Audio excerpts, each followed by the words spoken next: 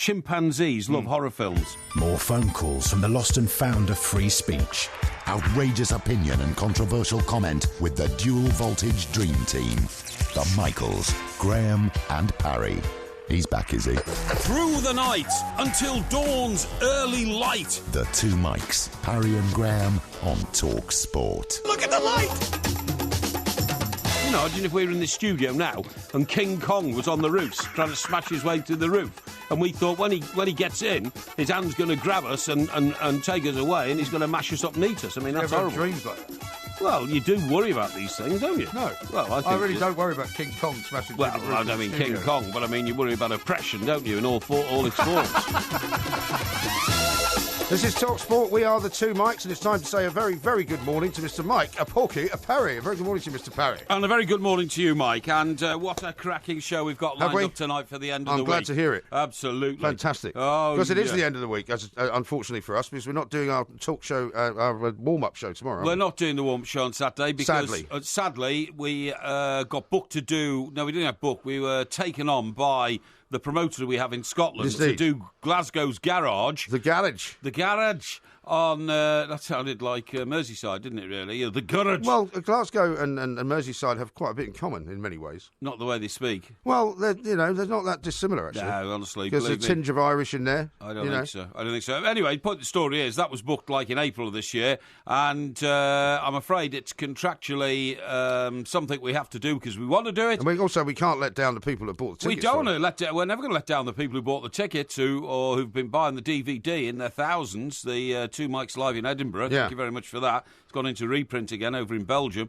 And why is it in Belgium, by the way? Well, that's where the factory is. Is it? Yeah. Is this going to be affected by Brexit at all? No, I don't think so. Are you sure? No, absolutely certain. Do you pay in euros or pounds?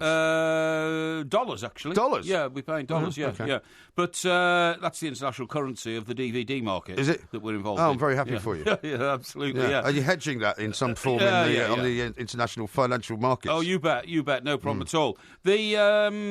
The issue that,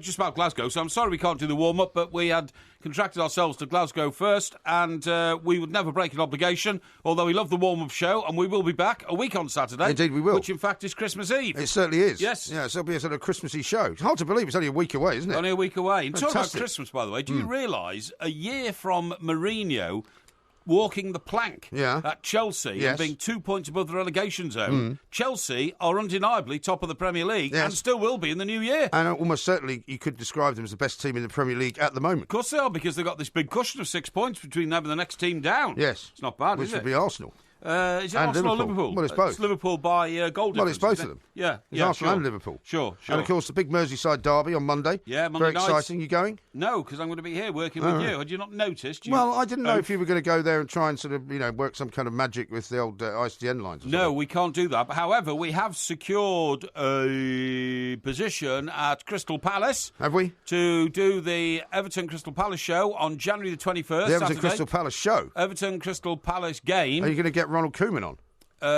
Hopefully. Yeah? I think you should. No, I don't think he'll come on. Managers won't come on to a live radio show 2 hours before they're taking the team out onto the pitch. Do you think he'll still be there? Yeah, of course he'll still be there. Yeah? I mean, goodness gracious. I mean, a bad run over Christmas, I think it's possible. No, I don't think so. But anyway, we're doing the show from Palace on... Will Alan Pardew still be there? On, I don't know the answer to that one. On January the 21st. Okay. I know we'll talk to Steve Parrish, I would imagine. I would think so. And maybe the Eagle as well. Who? The Eagle. The Eagle? The Eagle, the Crystal Palace Eagle, he's their mascot. Yeah, I know what you mean. No, you don't, what I'm talking about, do you? I do. Eagles don't talk. Well, that's why they're called the Eagles! Yeah, but have you not met the Eagle, though? Yes, I've seen Because if you go outside of the main stand, during, before, and after the game, you see the Eagle. Yeah, I've seen the Eagle. And he stands there, he sits on somebody's arm. Yeah, I've seen the Eagle. Yeah, no problem at all. Well, I think we might want to talk to the Eagle. He sits on the arm of the Falconer. We can talk to the Falconer. The Falconer, yes, that's good right. idea. Yeah. Okay, great. Now, I want to talk to you about, what's the name of the guy I was... Mr. Venus. Yeah, that's right, Mark Venus. Yeah. I mean, I've never seen such an inept performance from a manager in any sort of situation. He's trying to make out it's nothing to do with me. You're the manager of Coventry, mate. The fans are invading the pitch, sitting in their But to be fair, circle, the fans are not invading the pitch because of him, are they?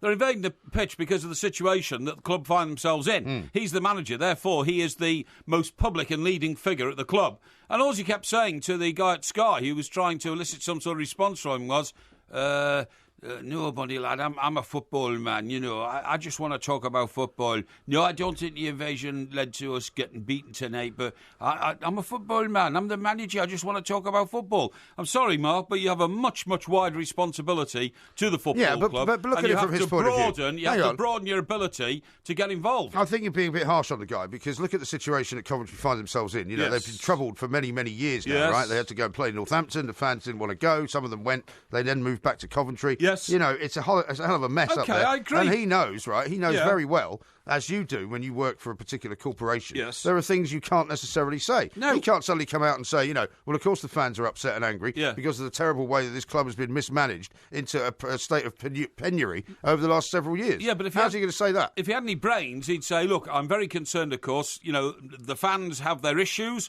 and that's a separate matter altogether, which you're going to have to ask somebody else about. As the manager, of course, I'm concerned when the game is interrupted by fans coming on the pitch. I would ask the fans to remember that at all times, you know, they've got to make the facilities in any stadium good for the team to be able to play in. Or something like that. But it was just, you know, oh, no, I can't talk about that, Bonnie lad. Oh, no, I think you've been very hard on him. Me. Well, Because I thought he was pathetic and hopeless. Not everybody is trained to deal with those kind of questions, you know. And he is simply a guy who's expecting he's going to be asked a question about the result. Yeah. He's going to be asked a question about the game. Yeah. And he's going to be asked a question about the performance, not about how many people invaded the pitch. Yeah, well, I thought he showed a complete lack of intelligence. I would have to guess that he wasn't the brightest tool in the box when he was at school, and I don't wish to be rude to you at all. No, of course not. But I'm sorry, you handled the situation so badly. You looked as though you were incapable of having Do you mean the sharpest tool, by the way? What did I say? You said the brightest tool. Well, same thing. Well, what's a bright tool? A bright tool is a sharp tool. Is it? So, and you looked incapable of responding to the situation. You looked like you had nothing to say about it. You didn't look as though you could amass two thoughts together in your head or two words. Well, he was probably stunned to see the passion of the crowd. And I'm sorry, but you've got 6 minutes they delayed the game for, and it wasn't long enough. I would say your managerial career is limited. He's only acting manager anyway, so he didn't have a lot to lose, did he? You will not be surprised to know that you have, of course, touched upon a nerve here. Alex, who's a Coventry fan, says, spot on about Mark Venus, Porky. The man is a totally spineless coward. Oh, dear. He's on the board of directors as well, so not here just for football. So Sisu out, play up Sky Blues. Right, now that's come that explains even more then. Well, no, that makes it even worse, because that's from Alex in Coventry. Alex, thank you. Because you know why it makes it worse? Because he kept saying to the Sky reporter... Well, it means he's a patsy for the board. He says, I'm a football man, you know, I'm the manager. He kept looking at him saying, I'm just the manager. Well, why didn't the guy from Sky... He's not just the manager, according to Alex. Yeah. He's not just the manager, he's a director. Well, why didn't the guy from Sky say that to him? Well, excuse me, you're not just the manager, you're on the board of directors. Perhaps the guy from Sky didn't know that. Well, he should have done. Well, I didn't know that. And well, you'd never heard of the guy until tonight. No, I'd never heard of the guy. Despite the fact he played with Jason. Well, I mean, that just shows I couldn't believe your attack on Jason Cundy, by the way. What a low-level... shocking. What a low-level footballer he must have been. That's a shocking thing to say. Because, I mean, Jason, you know, was a great guy, by the way, a top man. Yeah, and, scored one of the great goals, by the way. Do you remember that goal he scored? I did, yeah, and had an outstanding football career. Yeah. I remember he told me he had played with a few planks during his career, but would never name them, you know, because he's a gentleman. But my guess is that Mark Venus was one of them. Well, Mark Venus obviously knows which side his bread is buttered on, let's put it that way. Well, and it wouldn't be the first time that a manager or somebody associated with a football club in trouble was a bit frightened to tell the truth. Yeah, why couldn't he have just said, look, it's a difficult situation, everybody knows that. Now that we know he's because you know as well as I do, if he describes it as a difficult situation, then he might be out of a job. Right, well, as we now know he's a director, he should have said, the collective we, are working very hard to resolve the situation. No, because he can't speak for the board. Yes, he can. No. And he could have said, I can understand the fans' frustration because obviously it's not a perfect situation. What if he's been told by the board, do not under any circumstances refer to our problems, do not under any circumstances try to defend what we're doing or attack what we're doing, say nothing about it at all? In that case, you should not have gone in front of a TV camera with a man with a microphone because you know you're going to be interrogated by the issues that have happened that night. And the main issue that happened was nothing to do with the football match. It was the rebellion, and a very serious rebellion from the crowd onto the pitch. Yeah. And again, the best thing the crowd could have done would have been to actually get the game abandoned because they lost. Yeah, I think the man lacks intelligence because he should have sent his deputy out and then the deputy could have said, I'm very sorry, I can't help you on that. Well, then he might have got criticised for not standing in front of the microphone. Well, he stood in front of the microphone. He can't win, can he? What's that famous quote from somebody saying, Somebody. better not to open your mouth and confirm to people you're a fool fool, better to keep your mouth closed and let them just... You've made a complete mangled mess of that. And let them just think That's completely the wrong way round. Yeah, don't open your mouth if people think you're a fool. Let them think it. Open your mouth and you confirm it's something about it's better to keep your mouth shut. Yes, that's right. If people think you're an idiot, rather than open it and confirm what they already know. That's right, yeah. That's more like that's it. That's right. Thank you very much indeed. This is Talk Sport. The Two Mics, simulcast across the UK on Talk Sport and Talk Radio.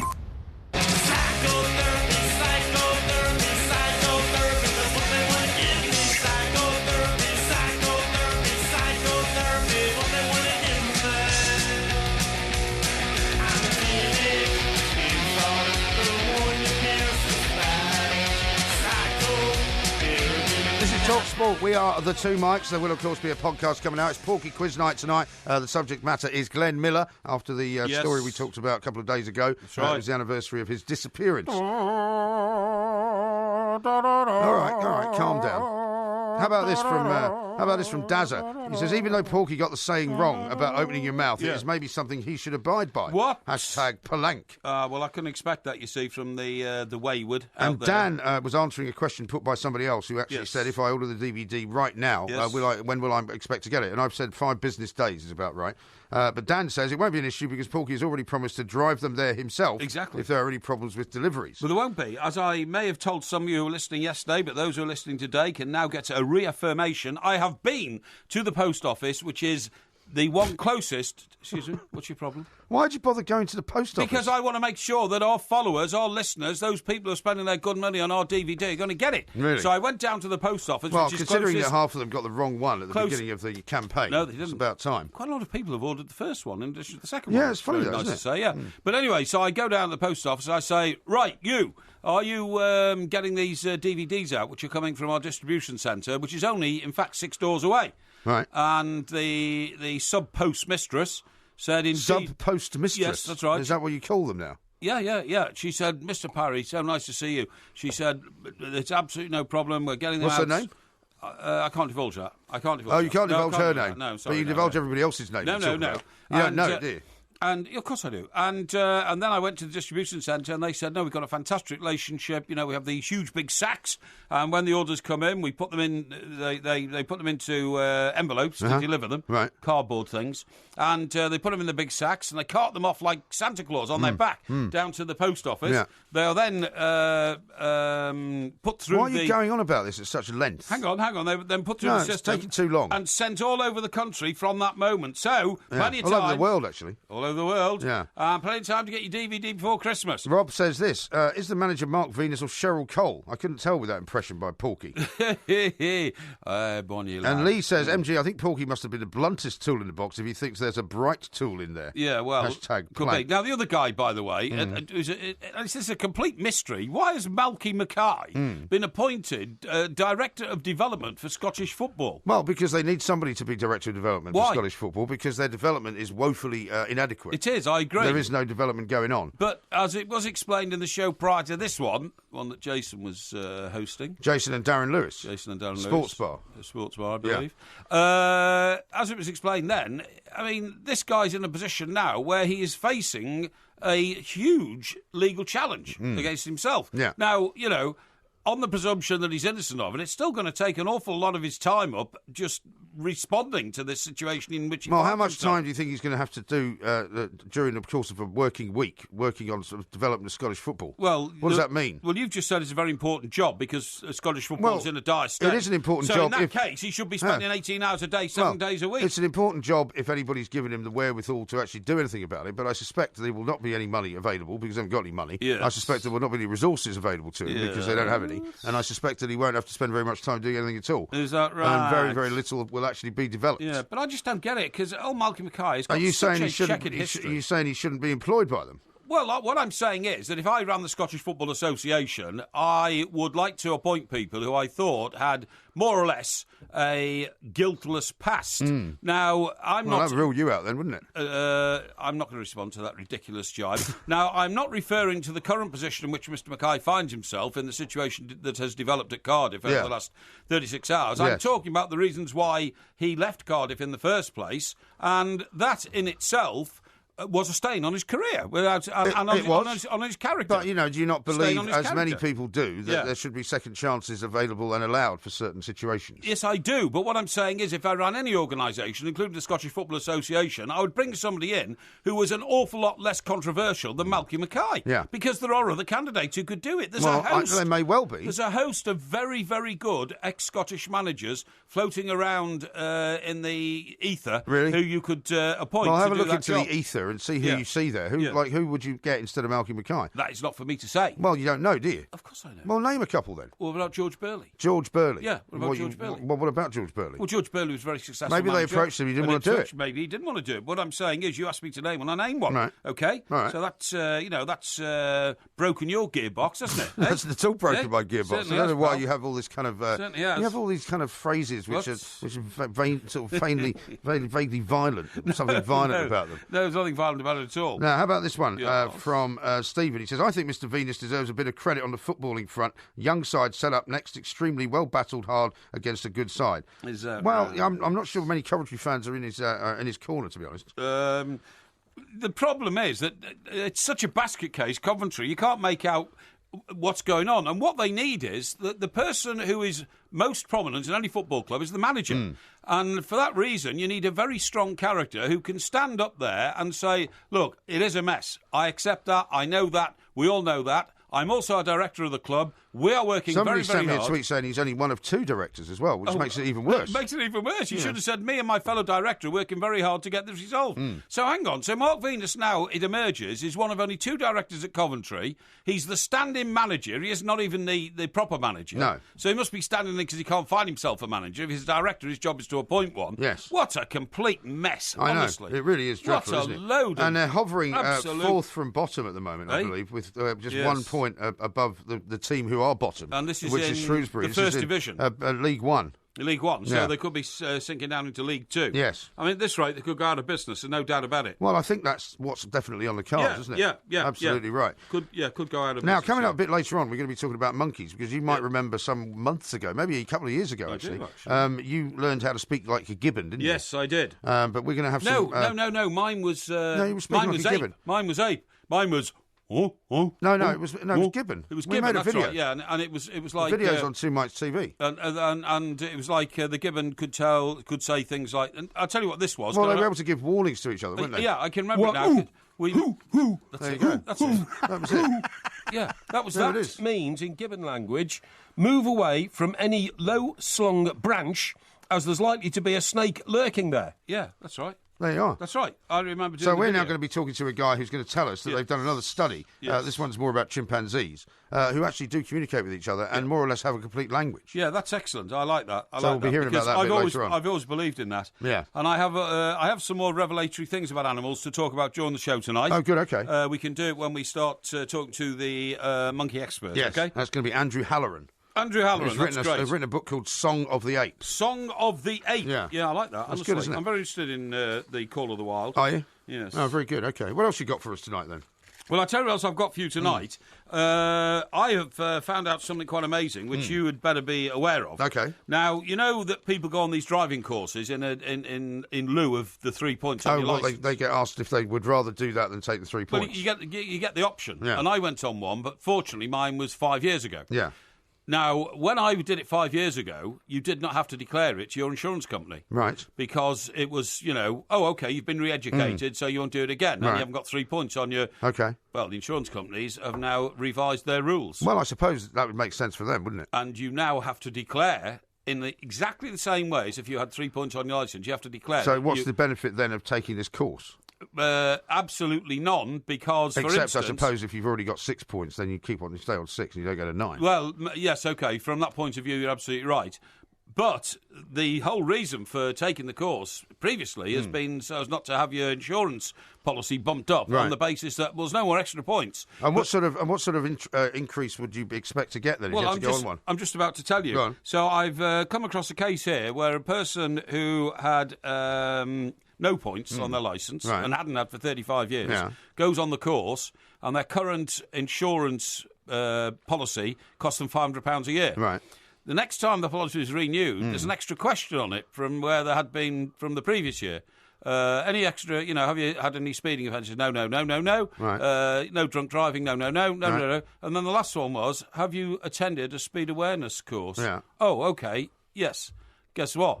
Insurance bill goes up to £750. Really? So it increases by 50%? 50%. Wow. 50%. And this is on top of what we're being told, but this year, but on an average, they'll be going up by another £100 anyway. That's right. I know. I mean, it's just... Surely there's an argument if you've been to It's just one of the outrages of our day. Yeah, surely there is an argument to say that if you actually have been on one of these courses, they should reduce your premium because you've now been educated about driving. This is absolutely right. You go on there and you're told, man, it lasted 3 hours and it was the most boring load of rubbish in the world.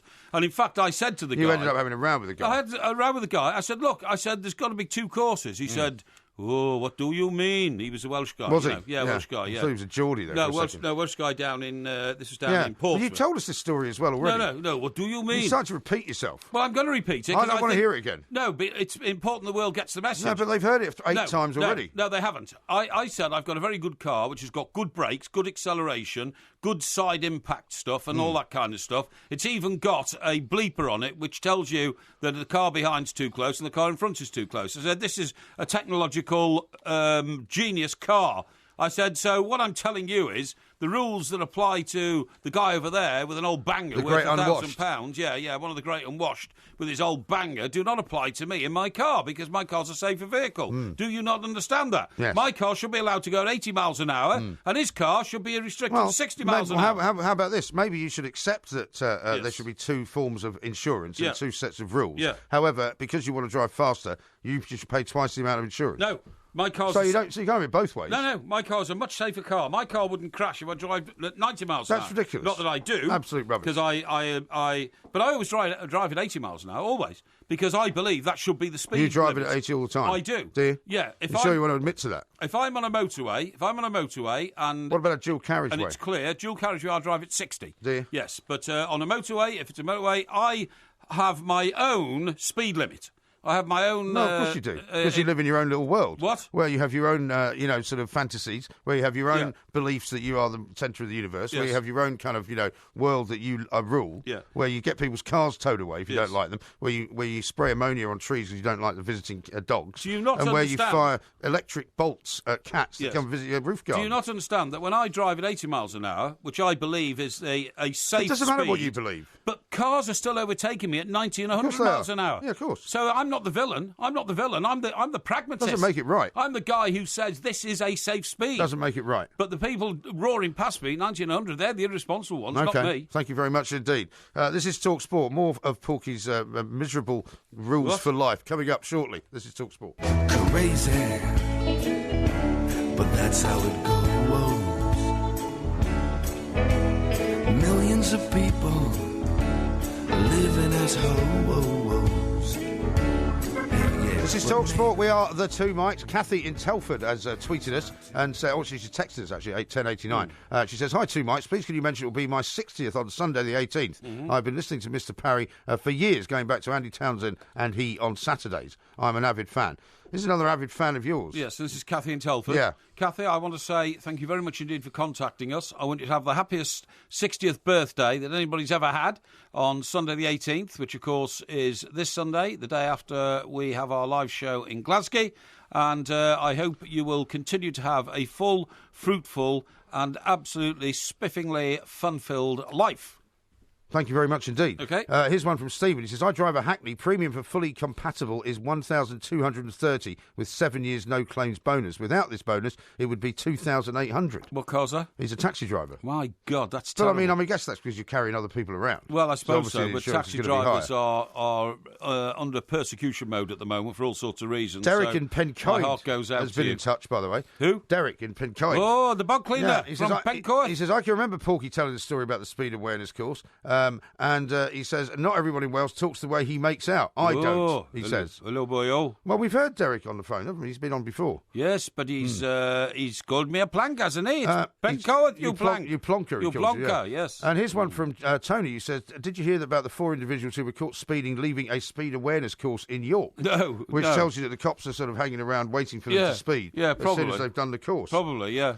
Adrian is not convinced. He says, keep a close eye on Mr. Parry. I think the amphetamines have kicked in early. No, they haven't kicked in nearly at all. Only 30% of his brain. Listen, talking about cars, by the way, I've got some good news for you. Oh, yeah. How often have you either been the villain or the victim in a situation in which a car door opens and scratches another car? Well, I suppose I've not seen somebody doing it to my car, but I know that they have. Yeah, exactly. That's what I'm saying. Because you see little nicks and things on the car. I'm very careful about that. So am I. Yeah. Because if it happens to me, I go mad, and it has happened to me a couple of occasions. Although when you park in these underground car parks, sometimes it's incredibly difficult. They're so small. I mean, whoever designed underground car parks ought to be sort of strung up. Well, do you know what? It's funny you should say that, because what I'm going to say to you is this, right? Now, I was driving through a town in Surrey the other day, and I used to go there to use one particular supermarket's facilities, because there was a big... Facilities? You know, because it's a big hypermarket in the middle of the town. What, you mean you went shopping there? Yeah, I went shopping there, yeah. But it's got the facilities usually mean something else. No. It's got things like dry cleaning, and you can take your photos there and all that kind of stuff. Photos? Yeah, your pictures and all that kind of stuff. What, you mean to get them printed out? Yeah, that's right, yeah,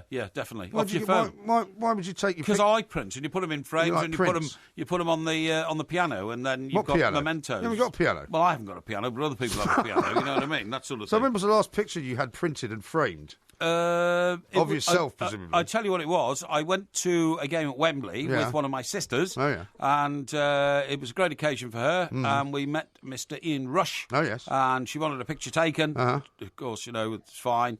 And I had it printed out and framed and sent to her. Well, that's different. Yeah, exactly. You did it for yourself. If you did it for somebody else. No, I did it for her. Yeah. I obviously didn't want to be in the picture because, of course, I was an Everton fan all my life. So you wouldn't want to be in a picture with Ian Rush? Well, I would have no objection to being in a picture with Ian Rush at all. I bet you'd have an objection to being in a picture with you. I think he was one of the great footballers of my lifetime, to be honest. But what damage he did to Everton over 2 cup finals and all that kind of stuff. Anyway, look, what I was going to say was that this new device is brilliant. What device? Oh, yeah, sorry. So you're ahead of yourself. About this hypermarket that I used to go to. But you go up this long ramp and then you go around a curly bit, you know what I mean? And it's so narrow, you're scraping your wheels. Yeah, and they've got really high curbs for some reason. They've got pillars everywhere. Yeah. And also quite a lot of them where they say they have a sign that says, beware, low roof and all that kind of stuff. So if you've got a car that's quite high like mine, you can't park it in there. No, you're quite right. So anyway, going through the same town just last week, I then I knew there was a huge development going on at the sort of south side of the town or north side of the town or something. Right. And I suddenly, this building that used to be like a really sort of tatty-looking old shopping centre was suddenly a new Sainsbury's hypermarket. No, yeah. And it said, next left, out the lights, for the supermarket car park. Yes. I thought, well, I'll go and have a look, because it only just opened. Right. So I drove have a look at the car park. At the car park, yeah. So I drove in there, and it is a massive expanse of one level only car parking. Right. And the bays are very wide. Oh, really? It's clearly had new thinking. Oh, okay. You know what I mean? Right. Because cars are bigger as well. That's right, exactly. I mean, even if they're smaller in length, they tend to be wider, don't they? And I thought to myself, this is it in future. Right. I won't be worried about leaving my car here. Anyway, the reason I'm telling you all this is because good cars, like you've got and I've got, will in future have a device that when you open the door, there'll be a sensor on the edge of the door which will stop you banging the car next to you. Because it'll make a noise. No, no. What do you mean it'll actually not allow it to go any further? It will not allow it to go any further. Oh, really? The sensor will emit a beep, but the beep will only be to tell you that you can't open the door any further because you're 2 inches away from the other vehicle. It could be a good way of losing weight as well. Well, it's brilliant, isn't it? You might say, well, look, I can't get out this side. I'll have to clamber over the other side. It leaves a couple of stone until I can get out. Yeah, but the trouble is, if you're parked in a car park where there's a car on either side, you're not going to win either way, are you? No, exactly. You just have to lose weight. Did you happen to notice in this new car parks, new style car park, if they had parent and child lots of those. They had lots of those. And were they bigger as well? They were bigger as well because they normally take 4x4s, don't they? Because Do you know, I had one of these similar experiences. I was driving around not far from where I am. I found myself down in Greenwich, and I thought I'll pop into. There's a new Waitrose that's opened up there, right? Right. Okay. So I thought I'll pop in there and pick up a couple of things on the way home. Yes. They had a car park, but they had a barrier. And you had to take a ticket. Yes. And in fact, the ticket was like a sort of a plastic, almost like a credit card type thing, like a hotel key. Yeah. And I went to pick up, a couple of things, cost about £5. Went to pay for them, and I said, "What do I do about the car park?" Yes. And she said, "Oh, don't worry, I'll just validate it here, and then you can go out." And then she said to me, "I'm terribly sorry. You have to pay for parking unless you spend more than £10." Yeah, right. Yeah. And I thought, well, that's ridiculous. No, it's not. That's fair enough. Why?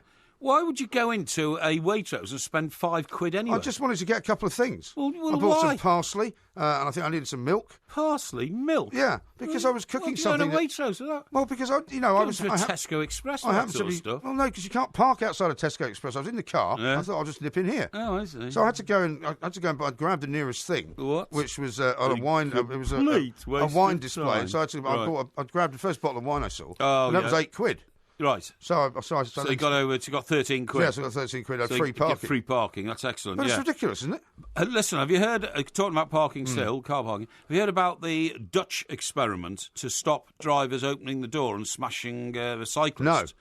No. What they're going to do is, right, and they've already started doing this in Holland, this is quite brilliant, is they've redesigned the seatbelt so that, at the moment, now bearing in mind the Dutch drive with the steering wheel on the left-hand side of the car. They do indeed. Right. So, like we would in America, you know. So, what happens is, normally you would just simply undo a catch down at your waist level, okay? Right. The seatbelts are being redesigned so that you have to reach with your right hand over to your left shoulder. Hang on, if you're in Holland, you're reaching with your left hand over to your right shoulder. No, you're not. Why not? Because the steering wheel's on the left. Yeah. Right? Yeah. Right. Hey? Right. Yes, that's right, yeah. And so to free the seatbelt. Yeah. Okay? Well, your seatbelt would be coming from the left, wouldn't it? Yes, it would. And you'd be pushing it into a clasp on the right. But I'm trying to tell you what they're doing in Holland. They're now making the they're bringing it from the left to the right. They're making the connection point above your left shoulder. Do you see what I mean? Well, that's where it would be. No, you pull it up from the central console in the car across your... Oh, what, you mean it clips exactly. up the top? Well, you're not explaining it very well. I am explaining it, but you're either thick or I'm just certainly interfering. Not thick. So I'm trying to get you to explain it properly. Right, you take the seat... So if you're sitting on the left-hand side of the car... That's right. You put your right hand down to the central console... And you grab your seatbelt. You pull it up... and you put it up there. And you put it up... To, your top of your left shoulder. And you click it in above your left shoulder. Yeah. That means that when you are parked... Yeah. So you're parked in Holland on the right-hand side of the road, okay? Yeah. Okay, you got it? Yeah? Well, you might park on the left. No, well, you're parked on the right, okay? So what happens is, you then, to release your seatbelt, you have to reach over your left shoulder. Yes. That, in turn, swivels your head, and you then become aware of whether or not a cyclist... is bearing down on the car. That's rubbish. No, it's not. It's not, and it's worked. No. It works. What if you get somebody sitting behind you to just unclip it for you? Well, no, you don't do that. You might do. You don't. When do you ask anybody else to... I mean... Well, I'll tell you what. That could be done at the moment. For example, if you were suffering from a stiff neck, right, as I was earlier this week, you can't turn, right? That's the whole idea, because... So actually, you just go... You would reach behind you, unclip it, and not look at all. You then have awareness of the road next to the car, and you end up... I thought they had cycle lanes in Holland anyway. Well, they do, but not everybody uses them, apparently. And you end up not opening the door and, effectively smashing a cyclist's face into your door by mistake, because nobody wants to do that. No, certainly not. No. Not by accident, anyway. No, now, exactly. I'm talking of bikes. Have you seen this story about Chris Evans' bike? You know, he had his... it's amazing. 9 months ago, he had his electric bike stolen, yes. right? It was £3,299 worth of electric bike. Yeah. And he says 9 months later, he got a call from the police saying, Mr. Evans, we found your bike. We're delighted to tell you. Yeah. And he said, That's great, when can I get it back? They said, not very time soon. It's in Lithuania. Yeah, I know. You think somebody cycled it all the way to Lithuania? Yeah, of course they did. And they put it on a lorry, didn't they? Took it over with, I would say, 60 or 70 other bikes stolen in this country. Bikes stolen in this country. Maybe yours was on this. Maybe yours was in Lithuania. Maybe it was. Maybe mine ended up in Lithuania. You're absolutely right. Now, how about this from David, who says, I have my own speed limit on the motorway of 80 miles per hour. Mike Parry once again proving he's the man of the people. Yes, I am. Hashtag plank. Everybody should drive at 80 miles an hour, and then we could start a popular revolution to say raise the speed limit. I've told you before. I've spoken to economists. You can't recommend that people break the speed limit. I'm not recommending that anybody allowed. breaks the speed limit. I'm pretty sure that's illegal in itself. I'm sure it is, and I wouldn't do it. You just told people to drive at 80. No, I haven't. Well, tell them not to drive at 80. I'm saying to people, it's a matter of conscience at what speed you drive. No, it's not. It's a matter of law. But I will not... The law says you cannot drive above 70 miles an hour. I will not encourage anybody to break the law. That would be wickedness. Wickedness indeed. How about this from Peter? Those door sensors sound disastrous to Porky. His grotesque frame wouldn't be able to get out. Well, more work for his servant. There is an element of there's an element of truth in that. In that people what who about are your grotesque frame? No, not my grotesque frame. The fact that there are some fat people around who will have trouble getting in and out of the car. They just have to get slimmer. Also, that seatbelt idea sounds mad. No, it's not. No, it's not. Honestly, Hedy says that it's been in use in Holland for a long time. Thank you. So but it sounds mad I've just to been me. justified. No. It's just been justified. No, I think it's Who mad. says that here? We've been doing that for years in Holland. Catch up, you snail. They're talking to you. No. Talking to No, you. it's I addressed knew to about you. it. I knew about it. No, it says Parry. We've been doing that for years in Holland. No, it Catch doesn't. up, you snail. No, it doesn't. It does. Do you want me to take a picture of it No, and I don't. tweet it out? No, I don't. Thank you. This is Talk Sport. The Two Mics. Simulcast across the UK on Talk Sport and Talk Radio. I don't want to change the world. I'm not looking for a New England. Are you looking for another girl? This is Talk Sport. We are the Two Mics. We're going to talk to Mark Donaldson from ESPN very, very shortly. Yep. Lee says this, and I think he makes a good point. He says, MG, that car door idea is mad. Say you had an accident and you can't get out because you're too close to something. See, that is a good point. You Too hadn't thought of close that. to what? Well, say you had an accident, you're too close to a wall or a car and you can't get out. The car's on fire. So I don't understand what you're talking about. Well, you told me that there's this now new sensor idea where you can't open the door any further. It's close to an object so it doesn't hit it. You can switch it on or switch it off like you can your economy button. You see what I mean? It's to help the driver in a car park not knock his door or scratch another car. All right. Yeah. Well, it could be jammed, though, if you have a crash. Well, Becky says this. anything could happen in a car when it crashes, couldn't it? Well, yeah, except in your car because you never crash. Now Porky has sorted out the post office, marched down to Southern Rail and sort out their problems. Well, do you know what? Got the touch. If I could, I would, because it's such a malicious campaign at the moment by certain union people who just want to destroy the lives of British people because they don't believe in parliamentary democracy. Well, don't go on a rant. We've got to talk to Mark Donaldson. They believe action on the streets is the only way. Well, you can do that later. Yeah. Actually, they believe inaction on the streets is the only way. No, don't. They Mark, believe direct actions. Mark, a very good morning to you. Are you there, Mark? He's fled. How are you, both? Oh, Mark, you're there. Great. Yeah, I'm not surprised. You already sent him to sleep with cobblers about the railway system, which he doesn't have to put up with. Yes. Very nice to talk to you. We haven't spoken for a while. It's good, yeah. Thank you for keeping me company on your daytime show podcast on the way to and from work. It's been most enjoyable. Thank you very much. Great. It's good to have you back at this time as well. Indeed. Well, let's kick it off 24 hours a day, pal. Let's kick it off with Mr. Parry's favourite sport and the game tonight between the Rams and the Seahawks. It's currently zip, as Bob Bradley would say. Yeah, and the Rams should have just had a long completion, but it was dropped. So this is one. A Seattle MLS team have sometimes played Portland at this stadium as well, CenturyLink Field, and it's sold out. And look, we're watching a sold-out game just now, but I think the bigger story here is the influence of a home crowd, because obviously they're the kind of 12th man, the Seattle Seahawks. And I was just thinking, when I watched the start of this game and they were talking about how important the crowd is and how noisy, it's probably the noisiest venue in the NFL. Yeah. I was just thinking, and I haven't been that often recently to that many Premier League games. I wonder, I was at Anfield in September, and it was noisy when Liverpool were doing well, but it was quiet otherwise. I've been to Arsenal when it's been quiet. I wonder what the noisiest stadium in the Premier League is, or in England in general. It's Goodison Park, actually, because we're an old-fashioned stadium. It's all the booing. It's all the booing they do. No, it's because we're an old-fashioned stadium and we're enclosed close to the pitch. We have proper roofs that echo the sound around the stadium, and you contrast that to a brand new stadium like they call the Emirates. Emirates the library, don't they? Yeah, well, because the reason for that, Martin, you've probably been there yourself and seen it. When you get to the back of the stands, there's a huge gap between the back of the stands and the roof, which aerates the stadium so that the pitch receives light and air. And I think it's hard, especially for West Ham this season, Porky, as well, because you've got the track, and it's forever to get back to the stands. Now, some stadiums manage it.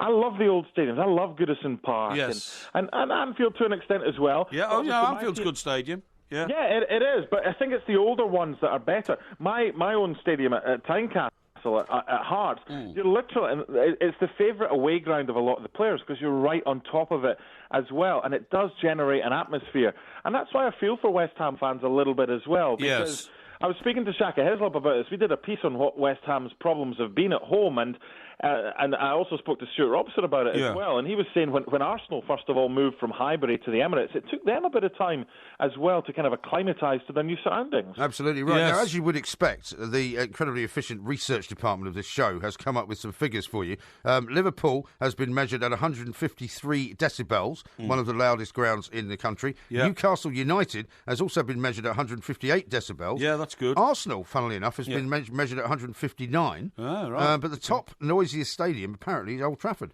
Manchester United, 167. Yeah, I can believe that. Yeah. But when they're in full voice, although, they're... No mention of Everton, by the way. No, they're a bit confused at the moment, and there have been complaints that Old Trafford has sounded very quiet in recent home games. Mark's right. I mean, there's now many times... I mean, I've not been to as many games as you have, but there's many games that I've been to with you. Yes. And I've been to Chelsea a couple of times with my son, where there are periods of the game where it's very, very quiet altogether. Can get quiet. quiet. Yeah. I mean, I think the noisiest game I've ever been at was when I went to the Nou Camp, where they don't allow any Real Madrid fans in for an El Clasico. Right. So everyone in the stadium, and I think it's about 85,000 or something, are doing that Barca chant, and it's hugely loud. But the thing is, ironically, Mark, it's often the away fans who make for the atmosphere in the ground, because there's a little band of them over there in the corner, and they never stop chanting all the way through the game. That was the case in Bournemouth, wasn't it? When we went to Bournemouth and Everton, I think they won it 2-0. I mean, all you could hear was Everton fans. That's right, yeah, absolutely. I think the loudest I've ever been involved in is when I was commentating on Scotland-England at Hampden in 1999, and that was special. Obviously, it was a game as well. But it's funny, I just had a tweet from someone who says that Seattle, and you were speaking about the Premier League ground, Seattle's highest recorded decibel level was 136.6. Behind Kansas City, Arrowhead Stadium, which was highest recorded decibel, was 142.2. Now, correct me if I'm wrong, you said those Premier League clubs were higher than that? Yes, 167 Manchester United, 153 for Liverpool. And I tell you what, I remember going to that European tie between Liverpool and Celtic back in sort of, I don't know, probably 2003, 4, something like that. I think it was. Yeah. And that was one of the... I mean, I was inside a glass box and it was shaking. Well, yeah. Yeah. Yeah. Well, it wasn't an exhibit, by the way. Exactly, yeah. No, I was in one of those... I'll tell you what, I was in a box with Robert Jobson, right, the former royal correspondent of the They usually put him in a cage, by the way, Mark. Yeah, you weren't at that game, Porky, so, it's another one you missed. That was the one where Juve spat at a supporter. Robert Jobson turned up, would you believe, at Parkhead, Mark, wearing a Union Jack cufflinks. Oh, come on now. And inside the glass box, he started showing him off. And I'm going, we are not getting out of here alive, mate.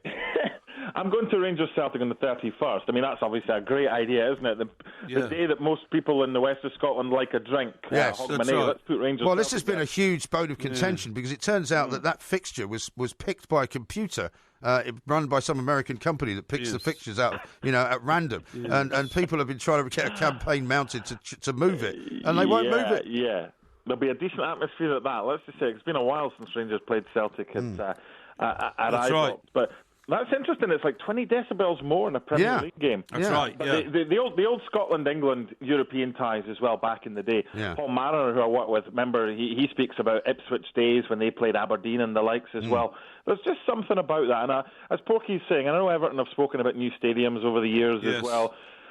Luckily at Tynecastle, at Hearts, we're getting a new stand. And that'll really keep it enclosed and make it noisy as well. I would hate to be a supporter of a team. Okay, you're moving to a brand new stadium, but most of the time it's on the outskirts of whichever the city or town it is. I love the old grounds, like Bournemouth, the noise and the rattles at Leicester. I know Leicester's a new stadium and whatever. But still, you can still generate a decent atmosphere. But for me, the old grounds are the best. Absolutely. Now, fascinating weekend coming up. It sort of culminates on Monday night with the Merseyside Derby. Yeah. But what have you been making? Because we have not spoken really for the last few weeks. What are you making of the way that the Premier League, the top and the bottom, is shaping up? Well, I mean, the way Chelsea are powering ahead at the top. Excuse me, I'm asking Mark a question. I'm give him time to answer. We're nearly out of time. I'm making the question more precise for him, yes. Right, Porky's right. It's all about Chelsea. I mean, they're on this run right now. And do you know the interesting thing for me, boys, is why did it take Antonio Conte as long as it did to change to a 3-4-3? Because he played 3 at the back for Juve, played 3 at the back for Italy, and maybe people laughed. And it's funny, we're speaking about the David Luiz signing, and obviously they've got him back because PSG didn't fancy paying the whole lot as well. and it's the best bit of business that PSG have done since Chelsea sold him as well. But do you know what? It's working for him. John Terry's not getting a game right now. No. As Piliqueta's playing well where he is, but you've got Marcus Alonso and Victor Moses now. He's picked a system that suits the players, and they're going to be hard to beat. I mean, good luck to Palace this weekend in the early game, because, I mean, Chelsea, 11 goals conceded? I think only Spurs are the same as them in the whole of the Premier League. So I can't see... I don't know who's going to score goals against them. I can't see them losing that title. No. Well, any team that's been this far ahead of Christmas in the past 20 years has always taken the title. So you have to say you can't see that plan being corrupted. No. Do you get a sense, Mark... They find a way, don't they? They find a way. Yeah. Do you get a sense, Mark, that Mr. Mourinho and Manchester United might be on the march a little bit? I don't think they'll get close to Chelsea. I mean, right now... No, I don't mean that, but I mean, right now they're not in the top four, but I think they might be, maybe come the end of the Christmas period. Yeah, I think so. Because I like their fixtures, and Porky, you and I had the chat maybe about 6 weeks ago, and you're kind of... I think it's Piers Morgan on his Twitter has got, you're either a cock of the north or you're a feather duster, and that's the way it was. We were talking about a certain team, I can't remember who it was back then, how they are chaotic. Maybe it was even Chelsea before they went on the run. Yes. And we were talking about how it isn't working for them and something needs to change. And, what's going to happen? Is Antonio the right guy? Because remember, in September, people were saying, what's going on now? So there's always someone who's there to take the kind of brunt. And Manchester United, just let's be patient a little bit. Let's live in the moment and let's revisit this in January when they've probably gone on an unbeaten run and they've probably pushed themselves up the table. I don't think they'll win the title, but Manchester City, for me, are the team who flatter to deceive. Yeah, but I mean, as far as Spurs and Manchester City go, I mean, to me, they're the sort of weak links, aren't they? Where do you draw the line as well? Because right now Chelsea are top of 40 points and they've got a 6-point lead over Liverpool and Arsenal. Yeah. Where is that line drawn? Above it, still got a chance for the title, and below it, that's it, game over. Is it just the top four? Do you stretch it as far as Spurs or even to Man United? What do you do? I think you do, because I think Spurs and City and Man United are basically the three teams that are going to get one of those four spots. Well, Liverpool have to be a contender. Well, no, Liverpool are already in there, though. I'm saying the top three. The top three kind of are going to be the top three, I think, in some way, shape, or form. I agree. And I'm going to go for Man United to end up fourth, because I think Pep Guardiola is still struggling. Yes. Good title race, though, isn't it? It is. Well, is it? I'm not sure. If Chelsea... There's a lot of people... You've just said there's a lot of teams that are still involved with a chance of winning the title. Last season, I mean, Leicester's strength last season was a variety of things, but also it was the strength of their opponent's weaknesses was one of their strengths as well, and they just kept plodding on. The problem is... Chelsea are the only 4 or 5 teams that have got a chance. I'm not sure. Chelsea are the only team with consistency. The problem with all the other teams is Liverpool and Arsenal and Manchester City is complete inconsistency. Yeah, they've dropped too many points. Yeah, that's right. Absolutely right. Yeah. Unfortunately, we've run out of time again, Mark. Unfortunately. But enjoy the LA Rams game, and we'll be talking to you very, very soon. Mark Dawson there from ESPN. It's still 0-0, I'm afraid, over there in Seattle. This is Talk Sport. This is Talk Sport. We are the two mics. Got quite a lot of tweets on your seatbelt Dutch thing. Yes. Wrong Star says this. Porky, this is assuming people open their car door at the exact moment they remove their seatbelt. Who does that? No, it's not. What it is, it's designed to give the body the ability to swivel the head round, and therefore you're almost looking backwards up the road to make sure... but wouldn't it be better for you to be looking in your wing mirror? Side mirror? It does that as well. I mean, what it means is you're focusing on the left-hand side of the car, and therefore you become very much aware of the safety measures needed to open the door in case there's an obstacle on the other side. Okay, Believe me, it's been well planned out by people brighter than me. Really? And are there figures to show that there have been fewer bicycles crashing into car doors? Absolutely. It's called the Dutch experiment on the door opening. Well, that's what I mean. If it's still an experiment, then it's still ongoing. No, but it works. It works. We shall see. Yes. Becky says this. Porky has a history of driving and parking offences. Not surprised he drives at 80 miles an hour. He may be on a bike soon at this rate. Who, me? Yeah. On a bike? Yeah. Well, I would get on one of those electric bikes, but it'll get stolen. Bikes always get stolen in this country unless you really lock them up with 3 or 4 chains. I locked mine up in an underground car park, a secure underground car park. Nobody got into it unless they had a code number. Yeah. And it had 2 chains attaching it to a railing inside that car park. It still got nicked. Although I've got a feeling that your car park may not be as secure as you think, because you were telling me the other day that there's evidence of maybe kids hanging around in there. No, it's not. You said there was a car in there that had something written on it.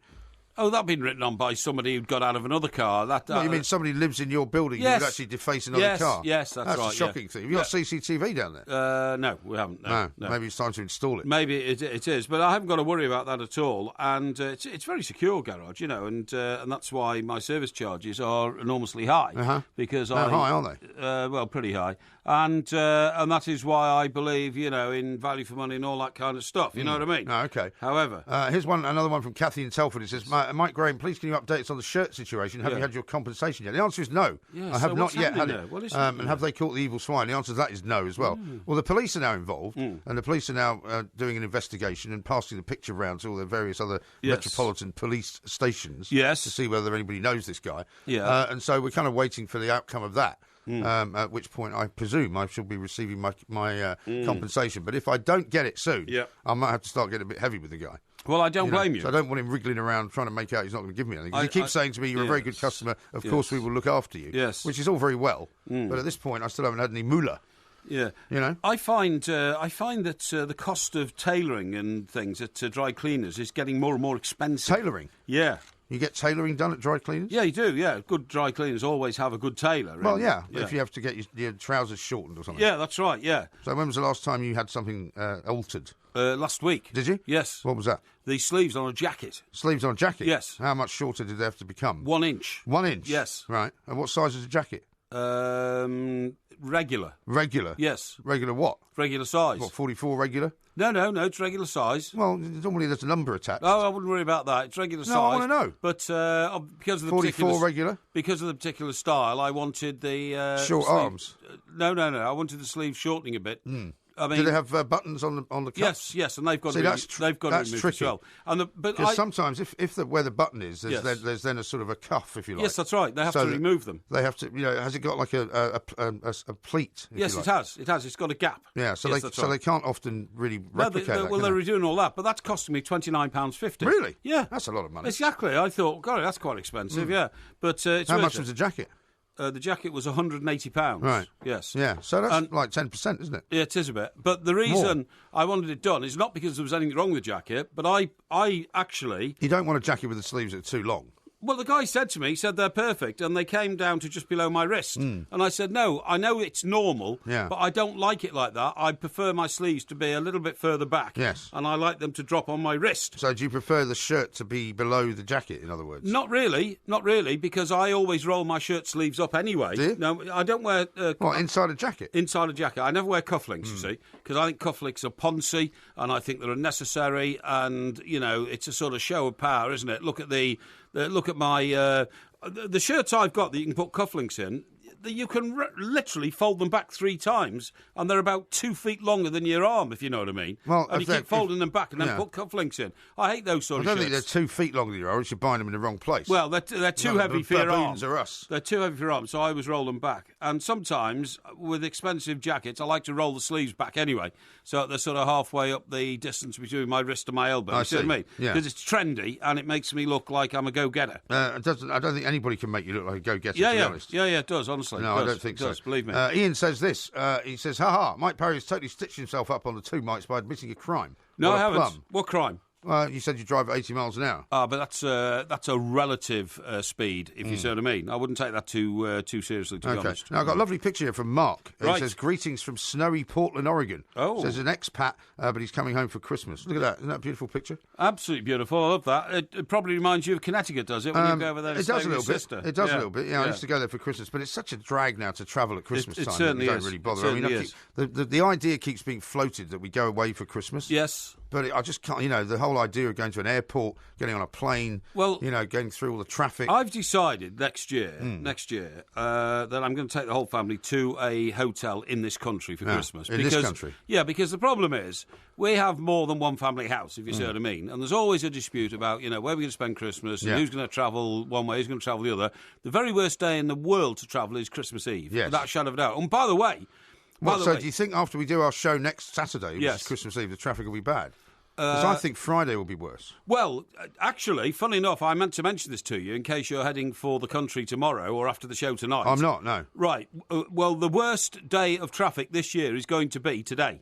Is it? Today. Really? Well, because everybody's taking next week off. But A, because everybody's taking next week off, but B, because next Friday will be the eve of Christmas Eve, if you see what I mean. Yeah. People will have got everything done by then. But this Friday is going to be the very worst. It'll be the worst for people on motorways trying to get to shopping centres. Right. It's going to be the worst on, as you quite rightly say, people getting to airports to get away. It's going to be the worst for people travelling in this country to get away to the Cotswolds or something like that. It's going to be the very worst ever. And is there a Southern Rail strike on tomorrow as well? I think there is. I think there is, isn't there? I think there is, yeah. Oh, great. Thanks very much indeed. Yeah, well, that's right. No, yeah. well, on account of the fact that we're going to Glasgow on Saturday, I thought it might be imprudent for me to go to Sussex and come back the next morning. Yeah, well, you may be right, because, anything could go wrong. So it'll be a day of bladderation in London for you tomorrow, won't it? No, I've got a bit of Christmas shopping to do. A bit of sort of paperwork, as you would say. A bit of paperwork. Maybe a little bit of mild bladderation. A bit of lunch later on. Towards the end of the day, Yes. Very possibly. Yes. Why? Are you coming into town?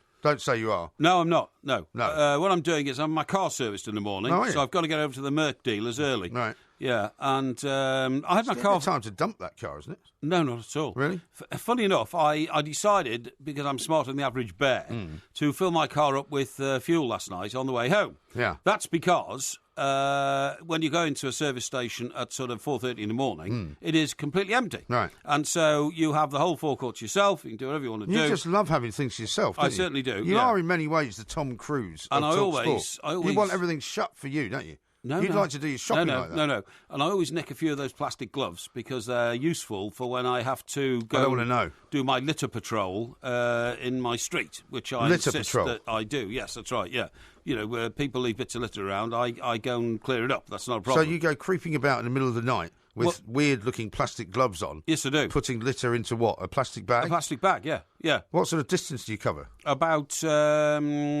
I would say about 50 yards either side of my residence. So you go up one side, back the other? Yes, I do. Yeah, across the road and come down the What's other side. What's the strangest thing you've ever found? Well, you don't. It's just discarded cigarette packets, discarded... Do you pick up cigarette ends? Of course not, you idiot. Why not? Well, why wouldn't you? What do you mean, you idiot? If you're out there picking up litter, surely you should pick up cigarette ends. I don't ever find cigarette ends, honestly. Really? People don't stand in the street and smoke in my but street. Sometimes they flick them out of cars, though. No, I've never seen them, honestly. Really? It's empty cigarette packets, empty sandwich containers, right? Things like... Kebab boxes? No, but very occasionally, but usually crushed tins that cars have run over and crushed them into the ground.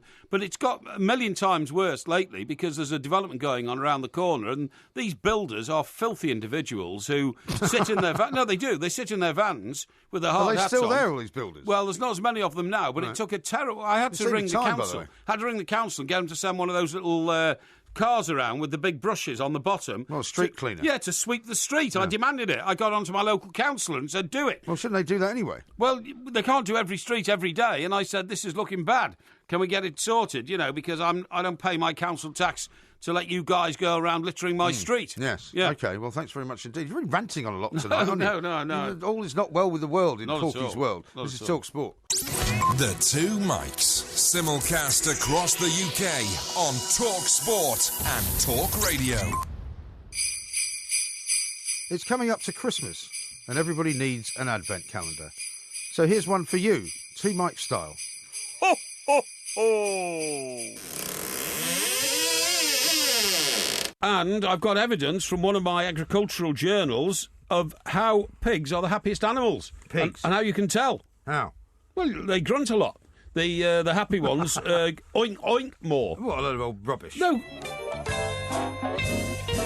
Ho, ho, ho! Hey, hey, hey!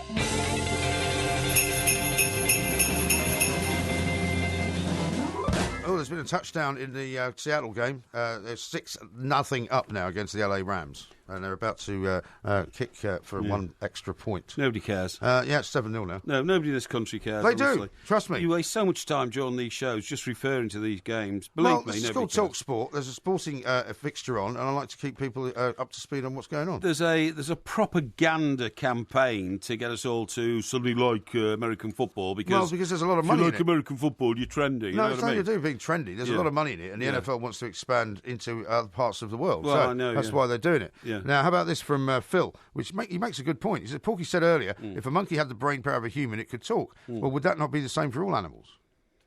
I suppose it would, wouldn't it? Not really. If a dog talked, a dog would have the intelligence of a 3-year-old child. I think also, does it not have something to do with as well the sort of the formation of the mouth and the tongue and all of that? Oh, yes. So that you wouldn't be able to necessarily make that sort of noise unless you could put your mouth into certain shapes. I'm sure you're absolutely right. And the vocal cords, I presume, would have something to do with it as well. Vocal cords have something to do with it, definitely. I have no doubt about that Well, we'll whatsoever. be talking to Andrew Halloran very soon. Yes. So he'll be able to get us sorted out on that Because there was a programme on, last night, which several people urged me to watch. Oh, yeah. And it was about the life of orangutans in Chester Zoo. Oh, yeah. But I didn't want to watch it because I do not like seeing animals in captivity. I think it's awful. Yeah, but as I keep saying, you are a friend of Chester Zoo. Well, I'm reviewing that because that was a scientific thing years ago. That was about research and all that, to help development of animals. Seriously. Well, that's one of the things that zoos do. Yeah. But you're either for them or you're against them. You can't say, I'm only for the bit where they do the research, but I'm not for the bit where they put them in cages. Well, because the two things are linked. Well, why don't zoos turn themselves into laboratories for the betterment of animals and release all the animals? Because you can't keep animals in captivity. You see that horrible picture the other day about a kid who dressed up as a lion and then went to a zoo and then teased a proper lion by standing the other side of a glass wall. Right. And the lion went for him, and everybody said, "Oh, isn't that fantastic?" No, it's not. It's terrible. Right. It's shocking to taunt a wild animal like that into thinking that that's there's what another I mean. animal You on the side of a bit of glass. You either go along with the keeping of zoos as entities, where they do some valuable work, but you have to accept then that they keep the animals in cages. I don't think you can. You can't have it both ways. Well, in that case, I'd close them all down. Really? So when are you ending your friend of Chester Zoo standing order? It'll be in my economic review in the new year. I go to see my money guy. Economic review? Yeah, I go to see my financial affairs advisor in January, always, because that's when we decide how many ISAs and things we're going to sort out. How many? You know what I mean? Well, how many do you normally get? Oh, I don't know. I leave it to him. Well, like up to 5? Well, 10? No, I think you can only legally have one. No, I think you'd have more than one. Oh, can you? Yeah. I didn't know that. Yeah, look at your eyes lighting up. I've never seen your eyes light up so much. What do you mean? Your eyes have just got the light switched on your head. I think individuals can only have one. No, I think you can only put a set amount in, but I think you can have more than one. Oh, I see what you mean. No, I mean, I always put in the maximum into each one that I get involved in. You see what I mean? Well, if you've got more than one, then you can have more than one. No, but I think it's 15,000 at the moment, isn't it? I don't know. I haven't got any. So if you put 15,000 into one, you can only have one, if you see what I mean. No, I think that's not right. I think you can have more than one. Well, it depends which way you structure it, actually. Really? And I'm not going to get myself into trouble. So you know a lot more about this than I do. I do know a lot more about it, yeah. Well, I don't know anything about it, so you're bound to. Yeah, I do, yeah. I don't have spare 15 grand knocking around. No, well, I'm not saying that you do. It's a question of shifting a bit of investment money from one particular portfolio to another. Really? It's as simple as that. Man of the people. Now then, we're talking about animals. You should do a money phone-in show. Like the guy used to do the debt restructurer. Now, what was his name? Martin? Martin? Martin Lewis, you talking about? Martin Lewis, yeah. MoneySavingExpert.com. Yeah, do you know how much he sold his website for? Lots of money. 87 million quid. That's not bad, is it? It was excellent and good for him because he was terrific. But the thing is... Didn't he go to the King's School, Chester? I think he did. Yeah, I think he did. I think you're right. And that's the sort of people we produce there. But what was so interesting was he sold this and then I remember him talking about it later, about 2 years later, and he said everybody thought that I went overnight from being just this stumbling sort of presenter earning about £40,000 a year to a man who was worth 87 million. He said it was earning me millions in the years before I sold it. That's why somebody bought it. Right. You see what I mean? Exactly. So it was brilliant. How much do you think we could sell our website for? Well, first it'd have to be constructed. How long is that going to take? Well, the boys are on it in Munich. We're going out there in January. Pyramids were built quicker than this website. I've told them we're going out there in January, and we'll meet them in a beer cellar. Really? And take a few steins. Steins? Steins. Yeah. Wear a bit of lederhosen. No, I don't want to wear any lederhosen. And we will sing. Be careful. We will sing, Donnerun, Blitzen. Yeah. Okay. Here's one from Lee. One day Porky will get home to find his doorway bricked up if he keeps on slagging off those builders. Yeah, probably will, actually. That's great. No, it's true, but I mean, listen, they need us to have a sense of social responsibility. You can't come and eat your sandwich and smoke your fags and drink your Coke and chuck it all into my street. Do you know what I find slightly annoying at the moment? What? Because there's a bit of building work going on in that road that you know where I am, which is a sort of private road. Yes. And these builders keep parking their vans everywhere. So during the day, if you nip out, and you've got a sort of fairly treasured space, and the spaces are not allocated, right? No, that's Within 5 seconds, one of these vans has filled it. I know. So you come back and there's no spaces. Shocking. Well, what happened today to me was we had some work done on the roof of the. Didn't you have a leaking roof? Well, it's finally been done, believe it or not, after all this time. They actually found it today, these specialists... Oh, well, they actually worked out what's wrong? Yeah. What is it? It's something to do with the lead flashing or something. But the specialist roof repairers came in and they removed the bins. You know, every resident has to have these horrible, unsightly bins outside them now because it's part of the law, that kind of stuff. And so they removed them. And as a consequence... it just causes utter chaos because, as you quite rightly say, you can't get in and out your building. You know where they are. It's madness. The whole litter collection thing is madness. Yeah. But getting back to animals, right? Yeah. One of my journals on the natural world has revealed that scientists have now found out why whales are so big. Whales? Yeah. And why are they so big? Because they shouldn't be. No, seriously. What about minke whales? They're quite small, aren't they? No, it says whales have no business being the size they are. The largest whale can grow as long as 30 metres. Yeah. That's 100 feet. Yeah. Can weigh up to 180 tonnes, which is more than twice the bulk of the biggest dinosaurs that ever existed, and comfortably the heftiest creatures ever known so far to you haven't existed. told me why they're so big. Well, Larry Taylor, a doctoral student at University of California in Berkeley. Berkeley, actually. Berkeley, that's right, yeah. He's a student. Yeah, that's right. What does he know? No, a doctoral student. That's right. Well, because these guys have all gone out and done a special research into whales. Now, different parts of the sea have their own ratios of lighter and heavier forms of oxygen. Excuse me. You're right. Okay, yeah. And so, what they're able to do is, they're able to find out by using a rough itinerary for the whales by measuring how much of the oxygen is found at various layers in the barnacle shells, okay? What? I'm already confused. Yeah, I don't know what you're talking about. It's to do with barnacles. I don't know what barnacles... You're talking a load of barnacles. No. Excuse me. Don't be ridiculous, right? It doesn't make any sense. This is a scientific study. Well, he needs to make it clearer. Right. What happens is... Yeah, here we go. Why is a whale the size it is? Can you not just give me the answer in a sentence? Right. It's because... in a distinct evolutionary development... You can't do it, can you? Excuse me. In a distinct evolutionary development, a slow-moving giant whale with enormous fat reserves that can go for long stretches without eating between huge feasts of krill... You're still not telling me why he's so big. ...needs those reserves inside its big body. OK? What? Well, listen. Well, so you're telling me that the whale is big because it eats a lot? What? Yes. Basically. Yes. Is that what you're saying? Well, actually, the conclusion here is, essentially, no one knows anything about why whales are so big, right? This guy's going to go far. Is this what his thesis is on? This is on his thesis. Yeah, I've spent 4 years working on this, and basically, here's the answer. Yeah. Nobody knows. But he says, we have found, as the climate got more unstable in the last several million years, and we went through glacial maxims and minimums, the productive zones of the oceans would have been shifting around a lot. So these huge animals quickly adapted their behaviour to find the productive zones of the ocean. OK? This guy's talking absolute garbage. No. It's rubbish. Here we go. Have you found the answer? Yes. Go on then. The most popular theory is that as the Earth seesawed through a cycle of deep freezes and thaws over the past 300 or 400 million years, the food stocks tended to move around to different areas of the oceans. And therefore, the whales had to chase around to find the food. OK? Well, why did they lose weight? Blue whales are the fattest animals in the world. While bowhead whales, which lurk around the Arctic, are in a coat of blubber, a coat of blubber, which is 1/2 metre thick. Really? OK? So we still don't know the answer to the question you posed 10 minutes ago. OK. All we know is that because of all the changes in temperature over the last few hundred million years, I've got the answer. We don't know the answer. I've got that. The sheer body size of a whale is what is required to sustain it, and it evolved because of the volatility of the climate remains. What? Sorry, the climate remains to be seen. Right, Mr. Taylor says we compare ancient whales' journeys. Hang on. We compare ancient whales' journeys against the march of the ice sheets.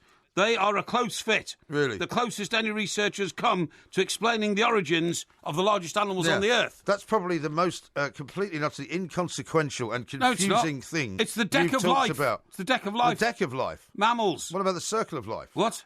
The circle of life. No, it is, honestly. And it's all to do with, they can tell all this from the barnacles in the coral reef. What a load of barnacles. What? Is what I'd say.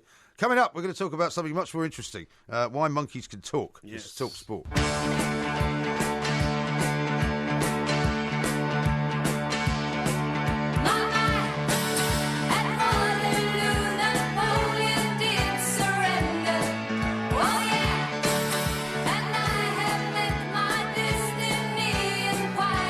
I think we may have inadvertently started something with that picture of the snow, right? Because I've got another one here from Mick, who's in Spokane, Washington. Spokane. Where it's currently minus 10 degrees. Look, another nice snowy scene there. Yeah. We're supposed to be getting a white Christmas, aren't we? That's beautiful, that. No, we're not. Spokane. No, we won't. In fact, it might be the warmest Christmas day for many, many years really? today. Yeah, I've read. Well, hang on. I thought we were all being told that there was definitely going to be a white Christmas this year. Definitely not. We're going to have a very, very cold time. I don't know where you read that, but that's not true. When I last went to Washington, was it last time I went? Or... Washington State. No, Washington D.C. Is that Washington State? That's Washington State. Spokane, Washington. Oh, Spokane, Washington. Of course, yeah. No, when I went to D.C., we went in February. Was it February? No, it was. I think it was December. December, February. Yeah. What are you talking about? It was definitely winter. When you say we, yeah, it was me and Mr. Brazil. Actually, Oh, yeah. We went on the first plane. Well, that was after 9/11. That was after 9/11. That was 2001. So that was October. 15 years ago. It was October. Yeah. It wasn't the last time I went actually, but it was the time I went. For some bizarre reason, in October it was minus 27. Really? Yeah. Yeah. It was cold freezing. snap. Yeah, absolutely. And just getting back out to Dulles to get the plane home. It was a major job on the roads. And Yeah, because they don't actually know how to deal with snow very well down there. No, they don't. No. Here's one from Ian who says, it's finally happened. Porky's cracked. I've never heard so much cobblers about whales in my life. Well, a coat of blubber, indeed. Sorry, if you couldn't follow the argument, pal, that's not my fault. Andrew says, whales are that large because they are. Can I please have my PhD now? Well, I mean... No. There is, of course, what I would Steve says a blubbery idiot. Well, that is very harsh indeed. I mean, that was, as I say, some of the most incomprehensible rubbish you've come out with. No, not at all. And that's saying something. Now, do you know why we were playing a bit of Abba there? Yes. Because, hang on, which one is it? It's either Benny or Bjorn is 70 today. Oh, really? Now, I thought we should mark that because would you not agree with me that Abba were as much a cultural... What's the word I'm looking for? A cultural landmark in the development of the second half of the 20th century as a lot of other things. I wouldn't say they were as cultural as the Beatles, obviously, or the Rolling Stones, but I would say they were definitely as cultural as... well, if you were to chart, for example... the mini car or something like that. Well, if you were to chart an historic sort of timeline of popular music, they would definitely be on it, wouldn't they? Oh, without a shadow of a doubt. And to this day, what happened with Abba was, people at the time just thought, it's Benny Anderson. Benny Anderson, singer-composer, Waterloo, Mamma Mia, all the rest, 70 today. Now, Benny was the guy with the beard, wasn't he? Yeah, did they not both have beards? No. You sure? Oh, yeah, they did, yeah. So... Well, they both had beards. Now, hang on. Benny was the guy who played the piano, who was married to the... was he the blonder one of the two? No. He was married to the dark-haired lady. Yeah. Was that Agnetha? Agnetha. And Bjorn... Agnetha was the blonde one. Hey? Wasn't Agnetha the blonde one? Yes, she was. Annifred, I'm sorry. Annifred was the dark-haired lady. Agnetha was the blonde lady, and she was married to... no, Benny was the guy who... I'm not sure I can take much more. Yeah, hang on. Benny was the guy... Can we go back to the Wales? No, he played with the guitar that was shaped like a star, didn't he? And the high boots and all that kind of stuff. What? Benny was the guy... Benny played the piano, didn't he? No, it was Bjorn. Bjorn played the piano, didn't he? I don't know. Bjorn Ulvaeus. You're the bloody Abba expert. Hang on, Bjorn Ulvaeus. Well, you've got me confused because you've got me thinking. Benny's the keyboard player. Benny is the keyboard player, yes. Is that right? How do you know that? Because I know that he was the keyboard player. Okay, so Benny played the... and he had a beard. Right, Benny played the piano and Bjorn... Yeah, I said that originally and then you contradicted me. I did not. And Bjorn was the guitar player. That's right. He played the guitar. So what are you saying anyway? Well, what I'm saying is he's 70. Great. Happy birthday, Benny. Yeah, that's right. Or Bjorn. I thought we should mark whichever one you are. Because it was an amazing phenomenon. They were an amazing phenomenon. And what's your favourite song? Or, I'll tell you what, that's the wrong question. Right. What's the best song that they ever wrote? The best song they ever wrote was Thank You for the Music, because we've sung that ourselves. We did sing that one, yeah. In fact, we've got a video of it, haven't we? We have, yeah. Have we not posted the video on Two Yeah, Mics? I think it's there. Yeah, I think it is. I think go to Two Mics TV on YouTube. Two Mics TV on YouTube, you'll find Thank You for the Music. Bladerated quite late into the night. And, in fact, right near the end, the dog joins in. He does. He does indeed. Yeah. But the one I liked most was... I quite like the winner takes it all. I think that's too slow for me. Yeah. My favourite one would have to be SOS because I thought that's was a good one. The iconic one that, was my disco era favourite, I suppose. Yes. Or Mamma Mia. Yeah. Or... well, there's so many of them. But that's Dancing Queen. Now, Dancing Queen was absolutely terrific. Probably. I love Dancing Queen. That may be the best one. Yeah, I agree, yeah. She is a dancing queen. No, it's You Are the Dancing Queen, isn't it? Only 17. Isn't it You Are the Dancing Queen? Listen to the beat of the tambourine. Isn't You Are the Dancing Queen? Isn't it? You she are. is. No, she is. She is the dancing queen. Yeah. Young and free, only 17. James says this. More NFL updates, please, MG. Does MP know how much Sky has to pay for the NFL rights to broadcast it on Sky? Millions, which tells you how popular it is, because they wouldn't do that if it wasn't. No, to be honest, it's not on Sky, is it? What of course channel it do is. you watch it on here? Yeah, of course it is. Is it? I thought it was on like an American channel. No, it's on Sky. Is it? Oh, I thought it was like overnight. Sometimes you pick up American channels, and I thought it was one of those. Well, no, it's not. It's Sky. Because you wouldn't get a huge audience watching it here. The BBC does a show on it every week after Match of the Day. One show. We have a million football shows. But the only reason they do one show is because they only do one show on football as well, because it's all they can afford. Yes. That's the point. Yes. Becky says the last segment on Wales was a load of old blubber. Made Porky Vision seem enjoyable. Well, I'm awfully sorry, but if you can't follow the plot, then clearly you need your ears retuning. That's all I can say to you, okay? Really? Yes, that's it. Okay. Now, listen, it's New Year's Eve coming up soon. Well, first it's Christmas. Yeah, first is Christmas, obviously. But that'll be a week tomorrow, Christmas Eve, and then 2 weeks tomorrow is New Year's Eve. That's New Year's Eve. That tends to be the way the calendar works. Absolutely. Now then, what I was going to say to you is this. Do you remember the last time you heard fireworks? What? We talked about fireworks night and your dog being frightened of it. Yeah. Okay. Well, I remember very well the last time I heard fireworks. Yeah. It was around about fireworks night. That's right, yeah, that's what I'm saying, yeah. And that went on for about a week, okay? Now... fireworks week. Now, it is widely accepted around the world that the greatest New Year's Eve fireworks celebration is in Sydney Harbour Bridge, okay? What? It is widely accepted around the world that the biggest and best... I don't agree. Where do you think it is? Well, I think there are so many now. For example, the one in Dubai is pretty good, although it was marred slightly, I think, was it last year when the building went on fire? No, that was 2 years ago. Was it 2 years ago? Yeah, set fire to the side of the building. No, I'm sure it was last year. No, it wasn't, honestly. No, I'm pretty sure it was last year. Yeah. Anyway, the Dubai one's pretty spectacular, right? The London firework display is pretty spectacular, as is New York. But Sydney comes first, and that's why it's always been the best, if you see what I mean. Well, I don't think it's the best, but I take your point. But anyway, one that has been marked out as also being spectacular, and is in fact Europe's biggest, is Edinburgh. Edinburgh has also been always thought to be very good, yeah. Now, guess what they're doing this year? What are they doing? We're going to Scotland, of course, tomorrow, aren't we? Going to Glasgow. Yeah, and in fact, if you buy the new Two Mics Live DVD, it is in fact based in Edinburgh. Well, it's filmed in Edinburgh. It's filmed in Edinburgh because based in Edinburgh. We did 3 nights there at the Edinburgh Festival. That's right. Now, the reason I'm raising this is because there's a very dramatic initiative being proposed for this year's Edinburgh firework display, and that is... What is it? That they will use for the first time, and this comes as a result of a lot of research, silent fireworks. Silent fireworks? Silent fireworks. So fireworks that look good, but don't make any sound? Don't make any noise. I like that. That sounds good.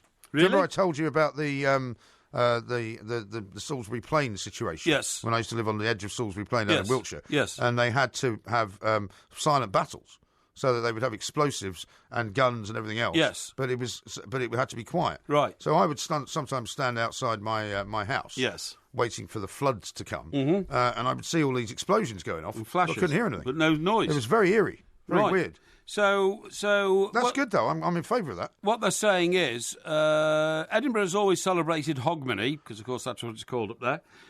Its military tattoo and the end of its famous summer festivals by illuminating its skyline with dazzling and deafening firework displays. If you remember, there were firework displays on every night that we were there.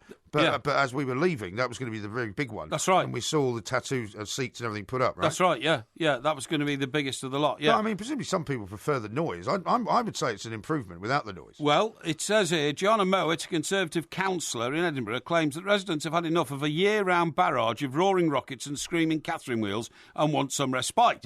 She says there are fireworks every night at the Tattoo during August. Yes. That's when we were there. That's what I was saying. Yeah.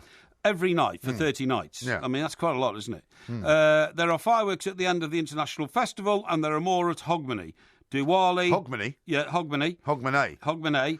Diwali, which is the Indian celebration, isn't it? That's Diwali, actually. Diwali, that's right. Guy Fawkes Night and many others. She said the fireworks are getting bigger. No, they don't do Guy Fawkes. They don't do Guy Fawkes in Edinburgh. Oh, well, she says they do. Because in Scotland they don't do it. OK, she says Guy Fawkes Night. But anyway, she says the fireworks are getting bigger and people tell them they're now feeling them as well as hearing them. So they're getting so big and so loud now, they're starting to shake buildings, OK? And she makes a good point that there's too many of them now. Yeah. There's way too many. Yeah. So she represents the city centre. Yeah. She says that my stance is likely to provoke controversy. She said, but frankly, it's getting completely out of control. Right. Even to the point where in the future it might actually affect the stability of buildings in the city centre. Because they're very old. Yeah, they're very old, exactly, that's right, yeah. Well, I think there is, there can be too much of a good thing. Yes. Because if you have fireworks every single night and you live in Edinburgh, I know that in Edinburgh people love the festival and they like to think that they're the centre of the cultural world. Yes. But it must be pretty annoying if you live in the centre of town and every single night there's a firework display. I suppose you're right. You know? Paul, I mean, you're not a big fan of fireworks, are you?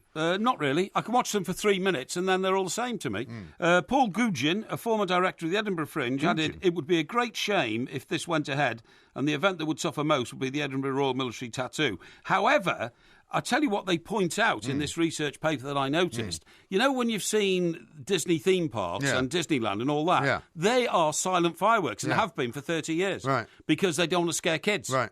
And they don't want to blow the kids' ears out. Exactly, and all that kind of stuff. I think it's a step in the right direction, really? Personally. You'd support it, would I you? would definitely endorse that. Well, that's interesting. I wonder whether our listeners would support it. Can you have silent fireworks? I bet they would. I bet they would. Because, I mean, if you could only see fireworks once a year, most people would say, oh, no, we want to hear the bangs. Yes. But you can see them at so many different times now. You can, that it's over the top. Yeah.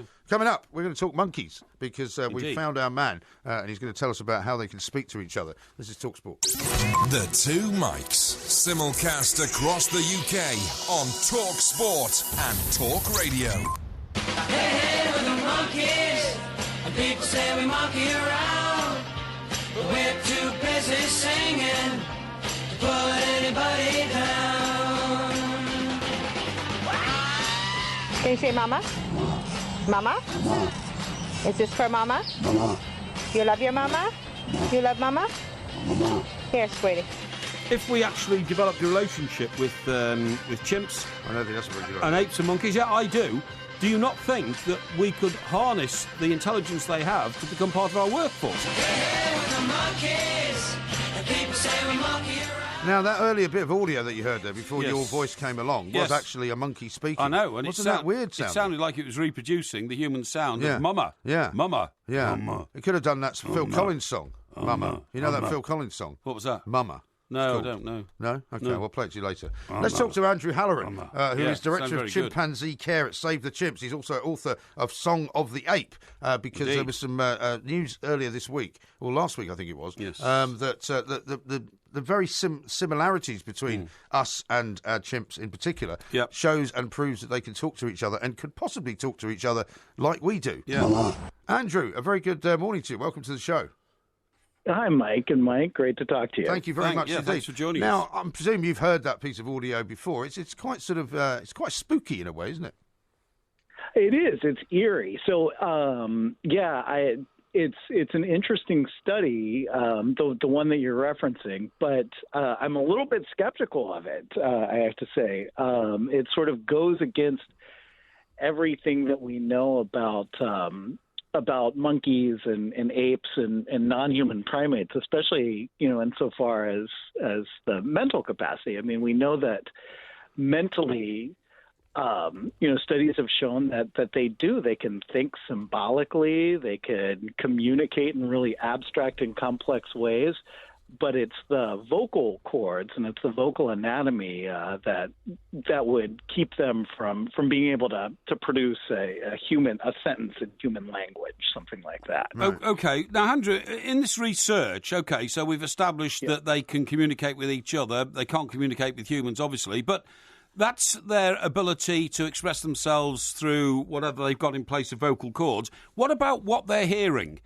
I mean, do they have enough intelligence? That's a great question, that. Thank you. That's actually a great... No, I'm sorry. I normally tell him that he asks stupid questions. Yeah. That's a great question. Yeah. I mean, if they in some way can reproduce a sound to communicate with each other, when they listen to a human being talking, is there a possibility they can understand the language of humans?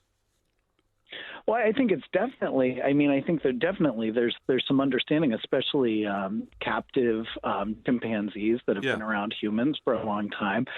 But what we can't forget is that human language is an incredibly complex thing, and with a grammatical system that our brains are really hardwired to understand in a really human way. Now, that's not to say that chimpanzees don't have their own sort of syntactical structure that's hardwired to their brain, but it becomes very difficult for a chimp to speak human language and vice versa, a human to speak, what the chimps are doing. And I think it's been bore out a lot. So a lot of times you hear about sign language trained apes. But what often happens is that the apes themselves are able to get the symbols. Yes. But to actually piece those symbols into a sentence, that's where the difficulty comes. But the communication systems that they use themselves are incredibly complex, too. They're just complex in a different way, in a chimpanzee way. So oftentimes when we try and teach chimpanzees to speak like humans, what we overlook is that chimpanzees are speaking in a really complex and interesting chimp way that sometimes we overlook. And it's a case that people have described chimps as perhaps having slightly different brain capacity, or not quite the brain capacity of humans. The factor, because somebody actually sent us a tweet earlier on when we were discussing this saying, surely if it was only a matter of the brain capacity, all animals would be able to speak like humans. But it's not that simple, is it? Oh, it's definitely not that simple. So chimps have a lot of homologous structures to human brains. Right. So, for example, two of the key language areas, so Broca's area, which is responsible for your body knowing how to produce these sounds, for knowing how much air to produce, to push through the vocal cords, for knowing how to tighten the vocal cords in just such a way to create these sounds. There's a homologue in the chimpanzee brain, and there's also a homologue for the area responsible for grammar, which is called Wernicke's area in the chimpanzee brain. So chimps possess both of those things, and yet we don't hear them talking human sentences or even signing human sentences in a really, really complex way. But what that means is that chimps have that ability, but they're just using it in a way that maybe we don't understand. You see, what I don't understand is, Andrew, when a chimpanzee dies, then you can have anatomical examination of a chimp's body. Yeah. Haven't we been able to find out exactly what the vocal cord makeup of a chimpanzee is? Or an ape, yeah, go on. I'm sorry. Yeah, definitely. The thing is about a chimp, though, is the vocal cords are placed quite a bit higher in a chimpanzee than they are in a human. So that takes away a lot of the ability for resonance. Right. So a lot of the different vowel sounds that we use that are so integral to our language, a chimp's not going to be able to produce. In addition, there's some difference in the structure of the mouth, which is going to dictate the types of consonants that chimpanzees can use. I mean, see, all the way. I mean, back to the turn of the century, there was a lot of studies with this type of thing. There's a psychologist named William Furness who went out and he decided that he wanted to teach apes to speak. And so he went out and he captured 2 orangutans and he got 2 chimpanzees. And after 5 years, the only thing he could do after trying to, literally form the chimp mouth into these words, he got a chimp to say, I think, mama, and he got the orangutan to say papa, and he kept trying to get them to say cup and use a th sound. He wasn't able to do that, and there's a good reason for that, just because the anatomy isn't there to produce these really incredible sounds that we kind of take for granted in our language. Sure, and the tongue is very important. Yeah. Sorry, Mike, isn't it? Well, it is, but I wanted to just ask it, because we haven't got a great deal of time, another question. Is there any evidence that the chimpanzee's vocal cords or speaking capability is evolving, in the sense that they might be getting closer? Are they getting better? Are they getting closer to speaking more like humans? Well, that's a great question, but I think what's important to remember with how evolution works is that we all have the abilities that we have evolved to suit us in our ecosystem, and it's exactly that and no more. So a chimp isn't evolving on its way to become more human-like. A chimp is evolving on its way to become more chimp-like and work better in its ecosystem. Sure. So unless there's a reason for a chimpanzee to produce, to be able to embed clauses and speak in the past tense and things like that, well, that wouldn't necessarily evolve in a chimpanzee. But what does happen is that the vocal communication systems that you see in chimpanzees do sort of change phonetically with the circumstances, which is one of the subjects of the book that I wrote that you mentioned. Thank you very much for mentioning it. No, not at all. It's a landmark book. Speaking of books and chimps talking, do you think you could teach a chimp to read? To read? Yeah. Well, I mean, chimps have been taught to learn symbols. So by reading, if you're talking about... Well, I was thinking they could read your book, actually. Oh, to read my book? Yeah. I don't think that you'd be able to do that, but I mean, we could read the book to the chimp, and maybe the chimp would enjoy that, or at least some of the sounds that you could mimic in the book. And just one final question. Do they all communicate in a similar sort of language, as it were, like depending, or does it depend on which part of the world they're from? And where they are? That's an amazing question. Oh, thank you. One amazing that's question. Really interesting. Yeah, it is, because if chimps use group-specific vocalizations. So if you were to encounter one group of chimps and record all their vocalizations and look at the behaviors associated, and then go to another group of chimps in a different area of Africa and do the same thing, you'd find differences. And so there's some debate out there as to, well, is this due to differences in the acoustics of the area or differences in genetics?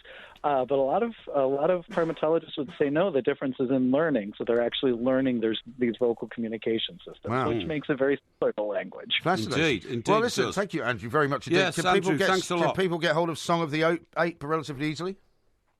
In fact, I think the last I saw, I think you can get a used copy for about 21 cents in the U.S. So it's fairly easy. I can tell you're a very intelligent man, because only intelligent people can be self-deprecating. Yeah, but I mean, you get it on Amazon, presumably, yeah? Porky has written a book you can get for a penny. You can get it on Amazon. Yeah, and I think it's extraordinarily cheap. Yeah, so, it's not as cheap as a book that my colleague here wrote, which you can get for a penny. No, in fact, you get 100 copies. 100 copies for $1. It might actually it'll compete with that. The price keeps diving. And do you know what, Andrew? You and I have got so much in common. You've written a best-selling book. I've written a best-selling book. The thick oaf in the studio next to me here, who's trying to mock our books, has never written anything worth reading in his life. Thank you very much indeed. No problem. Apart from the many interesting investigations I wrote while I was working for the Sunday Times. And how many books? Which, of course, you've never written for. How many books? I told you I've written loads of books, but I've never been confident enough in the fact that they were good enough to publish them. So you've written a load Whereas of drivel. you, on the other hand, have absolutely no garbage. You have rubbish. no ability to self-censor, to self-edit. You've never had a book published. Any old rubbish that you write, you publish. Listen, mate, I'm a published author and the writer of a best-selling book. You are not. Okay? Author of a best-selling book. Yes. How about this from Pete, who lives in Sweden? He says, I saw Benny the other day. We frequent the same grocery store. He looks a lot like Porky, but less knackered and bum-like. What? Isn't that funny?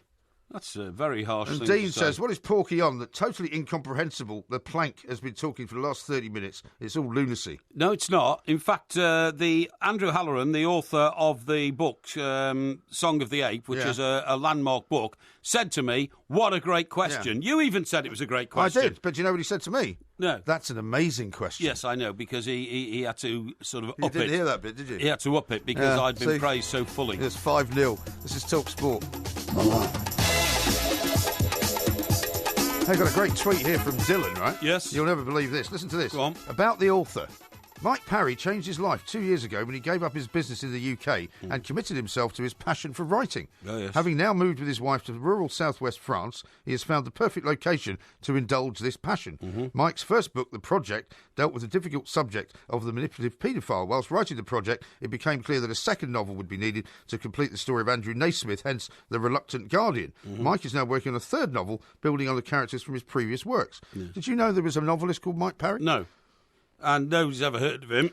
So he's now working on his third novel. Yeah, but I assume he's not very successful. I've never heard of his books, have you? Well, I haven't, no. No. But doesn't mean he's not successful. Well, I haven't heard of a lot of people who write books. Yeah, but exactly. I mean, you don't walk into W.H. Smith's and go up to the section if somebody goes novelists P, and there aren't like 27 different novels by somebody called Mike Parry. Well, I'll tell you what. Imposter. If you walk into a Waterstones or something and say, "I'm looking for Mike Parry's latest book," do you think they thrust a copy of Rooney Tunes under your nose? No, they'd probably give you a copy of There's an Awful Lot of Bubbly in Brazil, incorrect. Which was my best-selling book, got top of the Sunday Times bestsellers. It was also recently serialised in a national newspaper because so many aspects of it are still relevant today. Except it didn't contain your name, did it? That particular serialisation. I waived my name because it was a serious social issue to which they were referring, and I didn't want the fact that I had written that so beautifully, as I was told by the journalist who serialised it. But your name was not on the serialisation. I had it taken off. Is that right? Yes. Okay. Yeah. Andrew Haller has just been in touch. It's a great conversation. Sorry, my phone cut off at the end.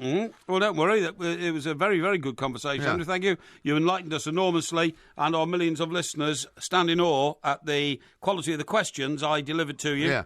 Now, do you see what you've done? Ruddy says this. Early gerrymandering from old MG there. Don't stand for it, Porky. Exactly. Absolute nonsense. Exactly. You were trying to put me off guard. You were trying to... No. Do you know what you were trying to do? No, I was simply asking you a question. No, you weren't. You were simply trying to find out just exactly how much does he know. I'll throw in a curved ball here and see how the Portmeister responds. You see, as ever, even our millions of listeners have found out. No, of course you're indulging yourself once again in projection because you think everybody is as slippery and as kind of double dealing as you are. Yeah. Which I'm not. Yeah, you say that. Listen, I'll tell you what's interesting. Yeah, go on. You know that people all the time are saying, there's old Porky, he looks like this guy, that guy, and all that. Supposed to look like Noel Edmonds. Kenny Rogers. Supposed to look like Kenny Rogers. People are always sending pictures of fat, gruesome people at sporting events and saying, hey, Porky, didn't realise you were at that game. I know. I don't retweet those all the time because sometimes I think they're a little bit over the top. So do I. But anyway, I've come across... we've just been reading, haven't we, about the fact that Nigel Farage we just heard in our news bulletin, Nigel Farage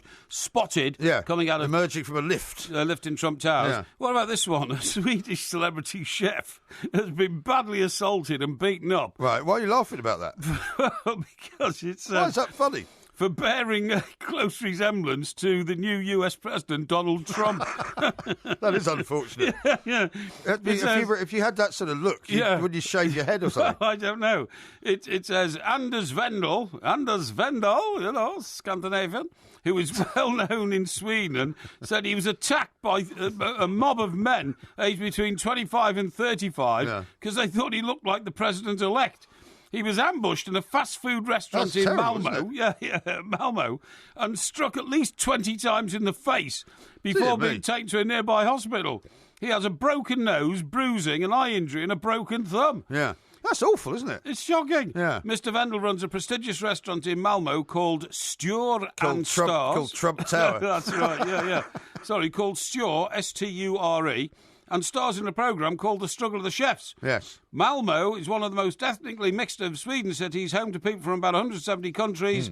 Ethnic Swedes now count for less than half of the population. About a fifth of the city is Muslim, but it makes no reference to the attackers that's or anything the like case. that. No. Well, that's a terrible thing to do, though. Yeah. I mean, even if it was Donald Trump. Yeah, exactly. I mean, I presume they should have thought about the fact that if it really was Donald Trump, the presence of about 50 members of the Secret Service might have been the giveaway. Yeah, exactly. Some guy walking around the middle of Malmo is unlikely to be Donald Trump. Yeah, but they didn't attack him because they thought he was Donald Trump. They attacked him because he looked like Donald Trump. Oh, That's really? the worst thing, yeah.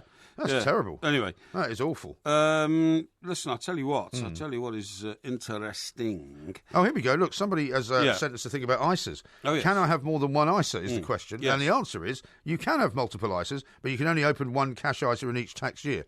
So which means you can have more than one on a general basis, but you can only open one per year. So, for example, if you're 20, if you've been doing it for 20 years, you can have 20. That's the specific. Well, let me explain. So, if you have opened if you have opened a cash ISA since April the 6th, 2016, yes, you cannot open another one until April the 6th, 2017. Yeah, I know, but then you can only put the maximum allowed in that year in it. Yes. But what I'm saying is, you can say if it's 15,000. There's no point. What do you mean? Well, I have in one case I've got one ISA which I add to each year. Well, you can't add it to more than 15,000, though. Isn't that the point? Well.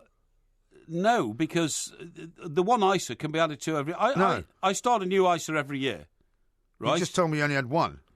Yeah, but I only do one every year, if you see what I mean. Yeah, so you got one a year. That's what you're allowed to do. Yeah, but it's not actually. Well, because if you do one every year for 20 years, how many have you got? 20. Right. But you can have one that you add to every year. No, only up to a certain figure, though. Yeah, well, in that case, I do the maximum every year, and I must have about 20 You don't know, now. do you? Yeah, I've got about 20. No, you've probably got about 1,000, but you have no idea. I've got more. I've got a lot more than I thought I had. I know that, yeah. You said the maximum was about 15,000. Yeah, well, that's the maximum in one, but then, you can have all sorts of other sort of investment things, you know what I mean? You got loads of these, haven't you? Apparently. Apparently, yeah. It's unbelievable. I'm not sure. I'm not sure. The web within which you operate financially is extraordinary. Well, it's not of no interest to anybody, really. No, it is. Everyone wants to know.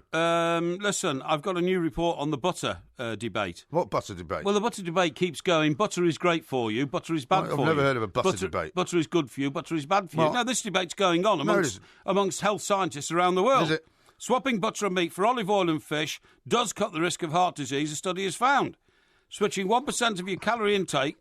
Sorry, you're laughing at? Somebody's just tweeted, Steve. What? Imagine being attacked for looking like Porky. Yeah, well, that's my worry, you see. Bastard, let's do him, eh? I mean, that's a bit harsh, isn't it? Yeah, it is. Very harsh. Right, switching for 1% of your calorie intake from saturated fat to vegetables... sorry, what? You're laughing again. That's another one. Why can't you just listen to it? I'm trying to do something. Why do you think? Because I'm sick of the butter debate. So what's this latest one? I'm not part of it. Chimp Chat was great. Can you get the Mothman on again? Yeah, why not? Hashtag patronising Porky. Yeah, sure. The Mothman was great. Yeah. Have you crushed any moths lately? I haven't seen a moth lately. I don't have moths in my house. Now, it says here, that was a great segment on the chimps, chaps. This is from Becky, our friend. Yes. She said, fascinating. The series of great and amazing questions summed it up. You see?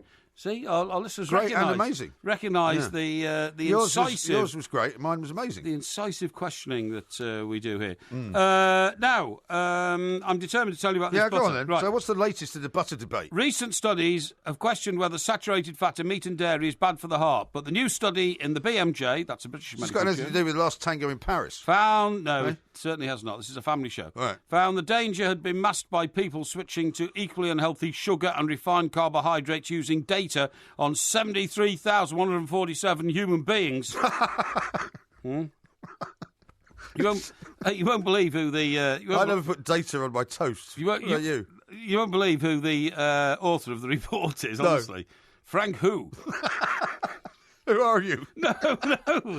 His name is Who, H-U. Who are you? Frank Who is the co-author of a study... That's like Shin Ho from Hawaii Five-0. That's right. Frank Who is the co-author of the study and said it dispels the notion that butter is back, because everybody says butter is back. Who cares? I don't care. Growing evidence from other research that dairy foods such as milk, yoghurt and cheese are not associated with increased risk of cardiovascular disease.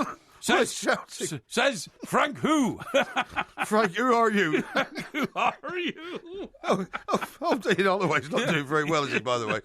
Since we'll come back to that in a minute. Yeah, keep anyway, everything. Thanks very much. Some more invaluable information on the butter debate. We'll keep you updated throughout the rest of the show. This is Talk Sport. Yeah. Who are you?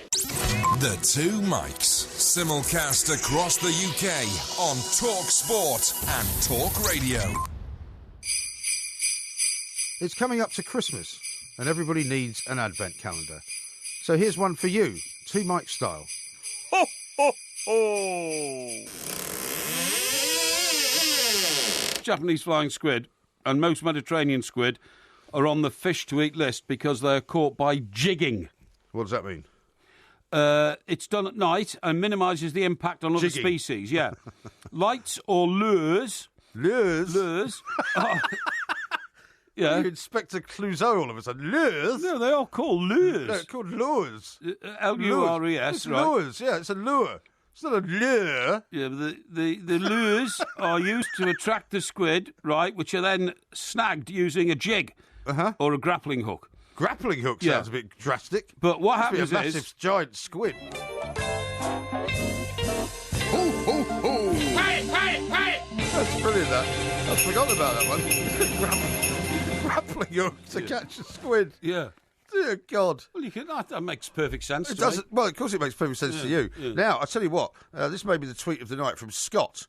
Scott Reed, who lives in Kuwait, right? Yes. He's just posted a picture of his passport, a copy of the Arab Times, and a ticket to our show at the garage. Wow. And he says, this journey begins. I reckon this knocks Porky's Mallorca trip into a cocked hat. See you soon. He's flying to Glasgow from Kuwait to see see the show. Brilliant. Well, we look forward very much to seeing you. That's absolutely excellent. Well, you don't sound very impressed. I do. I'm very He's flying from Kuwait. I'm knocked out. Right. I'm knocked out. All the way to Scotland to see our show. Yeah, knocked out, yeah. That's astonishing. I do. I think it's wonderful. Thank you very much indeed. Great tribute. Mind you, he's probably coming home for Christmas, but I mean, that's it. Why are you dissing him? No, I'm not. He's coming all the way to see us. I know, it's brilliant. Thank you very much. I think we should give him a special mention in the show. We'll give him a special mention in the show. What do you think? Yeah, what's his name again? Scott. Scott, yeah, okay. Easy to remember, because we're in Scotland. Yeah, exactly. Scotland, Scotland. Great, right? Yeah. No, that's good. Here's one from Dr. John, who says you can have 2 ices if you open one up in your kid's name. Well, it's no use to you, is it? You haven't got any kids. Could be. Well, you could invent a couple. No, it's not invention. That would be illegal. No, I think they have to be your kids. Well, maybe they don't. Maybe you could do them in the names of your niece and nephew. It's a distribution of wealth through parity. Yes. William says, wouldn't surprise me if Porky has numerous offshore accounts. No, probably doesn't know himself. No, I haven't. Honestly, I'm not into tax avoidance or anything like that. I promise you, I pay hundreds of thousands of pounds in tax over the years. I was going to say, how much do you earn? And I'm very happy to do it. I just resent politicians wasting money and wish they would do it more efficiently. By the way, just coming on to that, right? I am astonished. Blew my socks off when I saw a picture of the forthcoming the Donald Trump cabinet.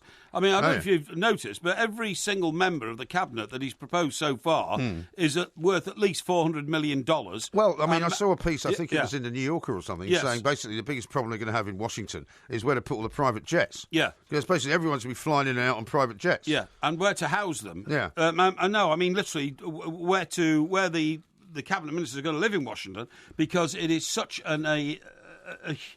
their expectations. These guys live in 38-bedroom houses and all this kind of stuff, in the places where they come from. But it's quite astonishing. I just want to read this out to you, okay? Yeah. It says the billionaires, and a lot of them were insulting him, and he was insulting them during both the selection of the Republican candidate and then the run for the presidency, okay? To try and knock him down. But for instance...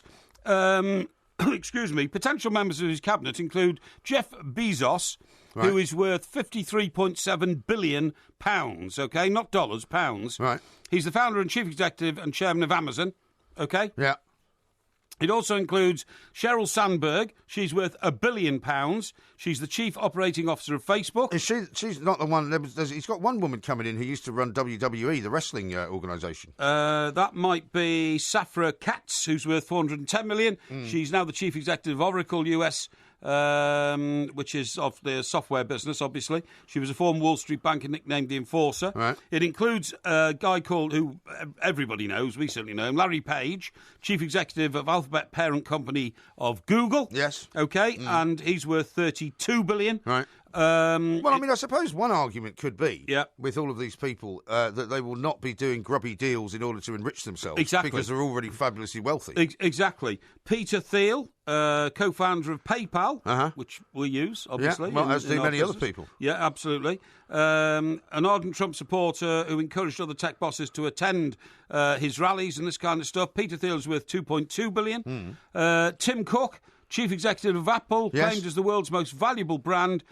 He's worth a mere $404 million. Now, he's not a guy that would immediately spring to mind as a Trump supporter, is he? Tim Cook? Yeah. Well, because being head of the Apple Corporation, yes, you might expect him to be a Republican sort of fiscally. Yeah, maybe. But you wouldn't expect him to be a Republican or a Trump supporter kind of politically. No, I suppose not. And he's got an amazing history, this man, Tim Cook, because he was so close to the Apple founder, Steve Jobs, who died basically of liver cancer, which spread throughout his body. Yeah. He offered him half his own liver and said, if you take your liver out and you put half of mine in, and the doctor said it will regenerate and it could work, provided it's not rejected. Right. The only problem is that by the time they got the liver cancer, it spread throughout his body. Oh, dear. And so it wouldn't have been any good. Yeah. But nevertheless, rather a nice gesture. Very nice. You know, I mean, if you had, a serious problem and I thought I could help by donating you one of my organs... Well, I wouldn't want your liver. No, well, I wouldn't give it you anyway. Oh, good. No, well, thanks for clearing that up. I'll tell you what I found amazing, by the way. I'll tell you what I found amazing the other night. Yeah. I was trying to hold my sister, you know, the one that... What, Sue Ellen? Well, exactly, the one Mr. Brazil very unkindly... Very unkindly. I wouldn't call her that. Anyway, so... I don't think I have met her, but a long time ago. Yeah, so anyway, when I eventually got hold of her, I said, I couldn't get hold of you. Where were you? She said, giving blood. I thought, really? What? Yeah. I thought, is that safe? Why not? Well, you know, if you've got a name Sue Ellen, doesn't it mean that... Well, I don't think that doesn't preclude you from giving blood. Are you sure? Plus, they take a little sample from your finger before they let you give blood, which they then run through a test of one kind or another. Well, I think we can say in conclusion it proves that the name Sue Ellen attached to my sister is outrageous. It's a complete falsehood. Yeah, complete falsehood. Absolutely. Now, how about this, which has come in from Joanne? Yeah. She's tweeted somebody else's tweet, which says, the outgoing US ambassador to the UK, and this is a piece of the Metro this morning, has apparently said his favourite place in the UK is Hull. And that's the one place he's going to miss. Who says that? The outgoing US ambassador. Wants to go to Hull? No, he says the thing that he will miss most about being in Britain is Hull. Why? Well, I haven't read the piece. I'm just looking at the headline. I will miss one hull of a place in the UK, says US diplomat.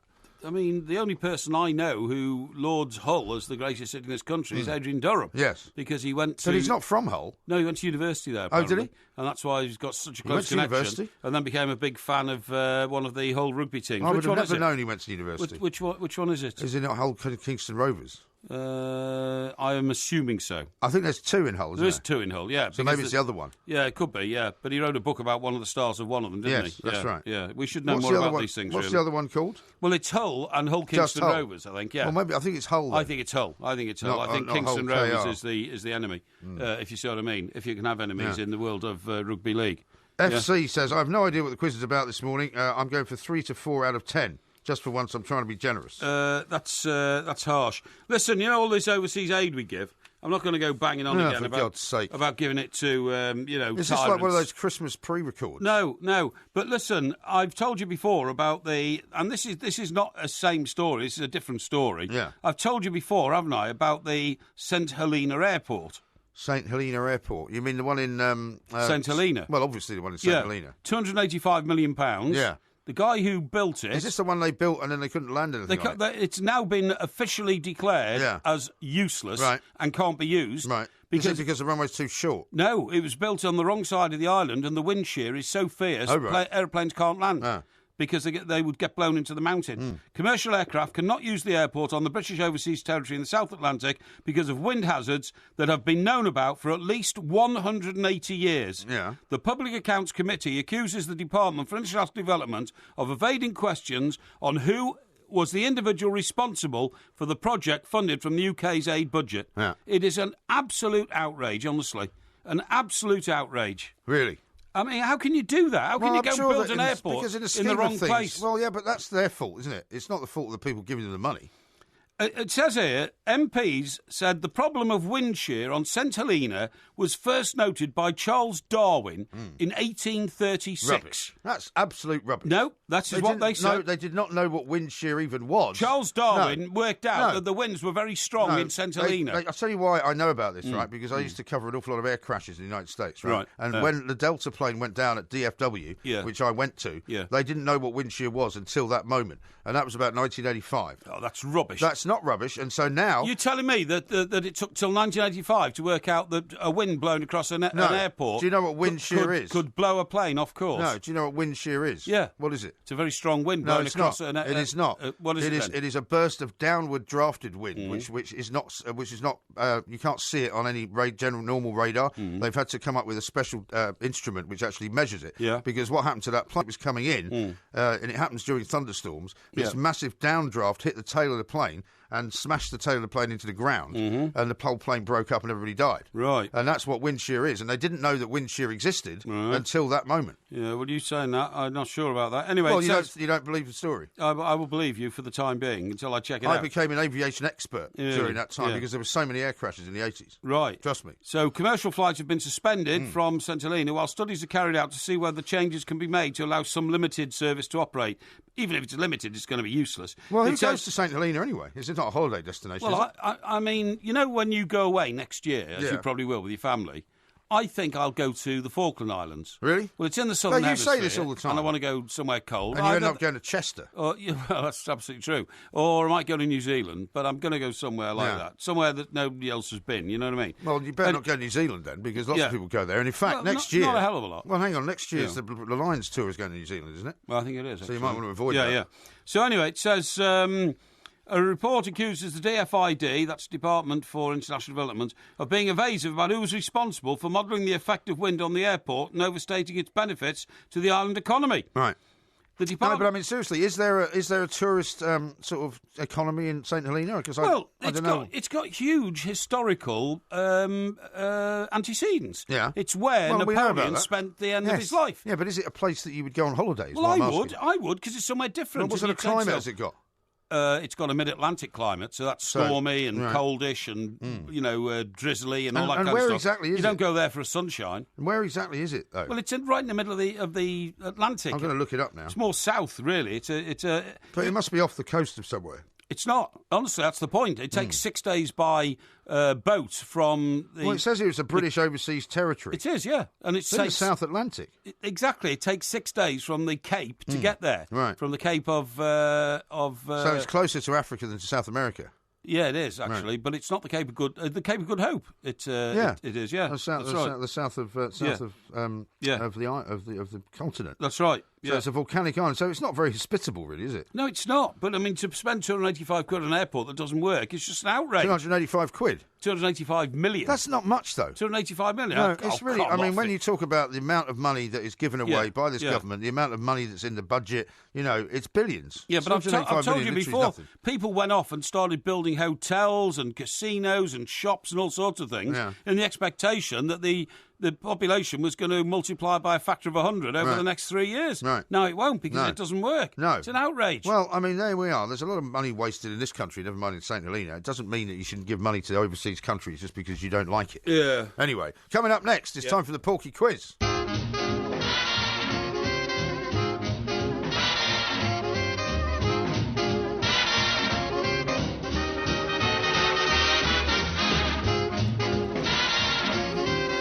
It does have a nice little ring to it. It certainly does, yeah. It's very good indeed. Yes. It is, of course, Glenn Miller. The quiz today is, of course, about Glenn Miller. Yes. Because we commemorated the year of his disappearance this very week. That's right. And you chose this subject as your special subject for tonight. Now, I did. As usual, there are 10 questions. There are only, each of them only has one correct answer. You don't get any extra points for, waffling on about what you know about the subject, okay?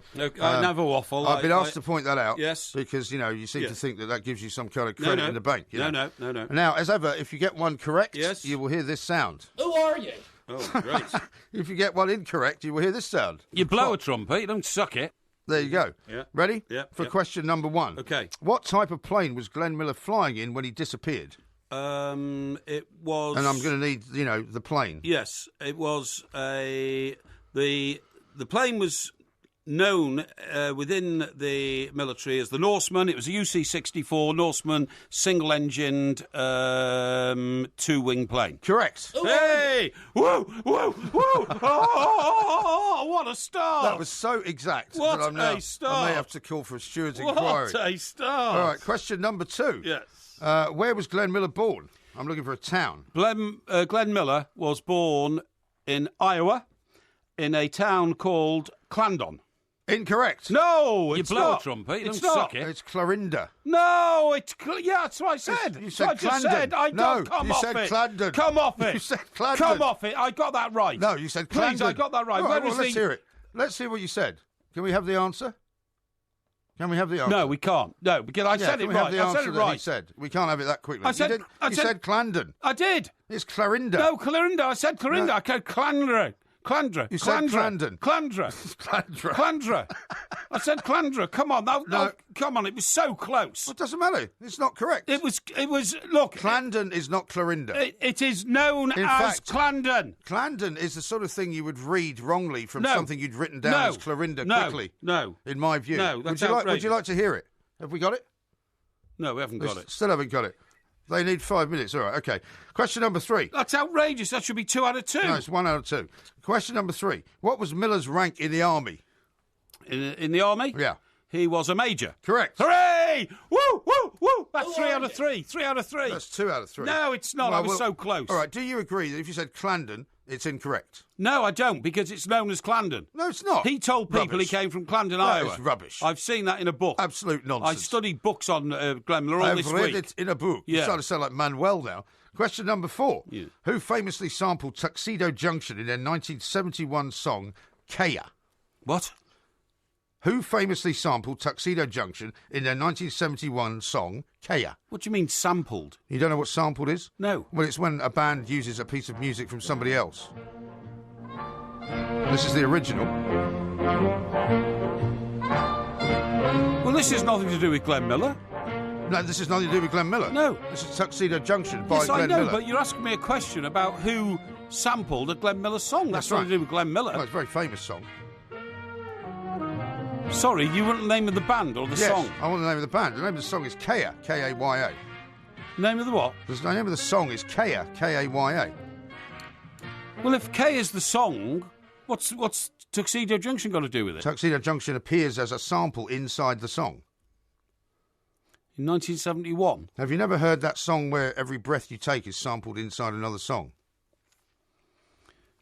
Well, the Beatles once did "She Loves You, Yeah, Yeah, Yeah" at the end of "All You Need Is Love." Yeah, it's that kind of thing. Same sort of thing. It's that kind of thing. And it was 1971. Yes. Right. The Beatles broke up in 1970, so it can't be them. So Tuxedo Junction. I have to hurry you. Well, you see, I'm not sure this is a Glenn Miller's question. Well, this is the question number 4. This needs an answer. I would have to say it was... Now, who do you want to... You want to know the artist? Yes. You want to know the artist? Yeah, the name of the group or artist or whatever. Right. In that case, it must have been... David Bowie. Incorrect. No! It's Bob Marley and the Wailers. Wailers. Trumpet. Bob Marley and the Wailers? Bob Marley and the I Wailers. don't think that was a question about Glenn Miller. Question number 5. That's 3 out of 4. It's 2 out of 4. Here's the song. Well, nobody's ever heard that record. Yeah, man. What a ridiculous question. It's good, isn't it? Come on, give me some real questions. I just read the questions out as they appear. Question number 5. Yeah. In which movie did Glenn Miller appear with Bing Crosby and George Burns? That was Bing Crosby and George Burns. No, George Burns was a comedian. I can't answer any questions that you give me. Bing Crosby. You answering the questions. Bing Crosby, the most successful recording artist of all time with White Christmas. And they made a film together. That would have been, in my view, Chattanooga Choo Choo. Incorrect. No! It was, in fact, the big broadcast of 1936. What? Which, strangely enough... well, hang on, what's the name of the film? That's what it was called. The big broadcast of 1936 is the name of the film. Well, that's the name of a film? Bizarrely, it was made in 1935. That's the name of a film? That's the name of the film. Sure it wasn't just a broadcast on a radio station? No, that's the name of the film. Yeah, I'm sure about that. Yeah. Question number 6. Made a stunning start. Yeah, go on. You got 2 out of 5. No, 3. No, you haven't. We will play the... Oh, you've got it now. Let's hear it. Okay, yeah. I asked you in which town was Glenn Miller born? Yes. You said? Glenn Miller was born in Iowa in a town called Clarendon. So that's what you said. So it's wrong. Why? Because it's not Clarendon. What are you saying it is? I'm not saying it is. It is, in fact, Clarinda, which is nothing like Clarendon. See, that is hair's breadth, that is. That really is. Outrage. Now, if you were born in Harpenden, and somebody said you were born in Harpinder, right? Would that be right? Yeah, it would be. Yeah. No. Yeah. It's absolute blithering. Just get nonsense. on with it. Right. Get on Question with it. number 6. Yeah. In the Glenn Miller story, who played his wife? What? In the Glenn Miller story, who played his wife? Do you know what his wife's surname was? Amazingly, Berger. Miller. Helen Berger. No, Helen Berger. Well, it was Miller after she married him. Yeah, but her name was Helen Berger. Really? You know, I married my wife, the Berger. Now, what do you want to know the answer to? Why are you not listening to the question? Well, because you see, it's not a Glenn Miller story question. It's about some film. It's about the Glenn Miller story, which you claim to have watched. Yes. Right? Yes. Which is what piqued your interest in Glenn Miller when you were a child. Yes. Right? I'm asking for who played his wife. Who played his wife? Yeah. I'm looking for the name of the actress. The name of the actress? Yes. It was... You don't know, do you? Hang on. Now, James Stewart played Glenn Miller. As you were informed last night. Yes. And I reckon the woman who played the actress was Dorothy Lamour. Incorrect. No! You blow a trumpet, you don't suck it. June Allison. Who? June Allison, nobody's ever heard of her. Right. Can you identify this piece of music? Right.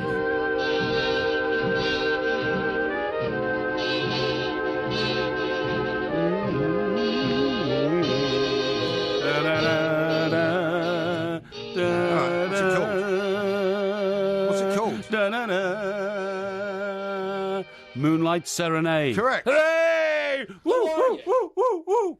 Look now, at that. to get the point, what you need to do is tell me which movie that song closed. Sorry, I've answered the question. I'm only joking. Yeah, you are joking. I'm going to break your glasses then. What are you going to do? I was going to break your glasses. What are you going to do? You want to come over here and say that? Yeah.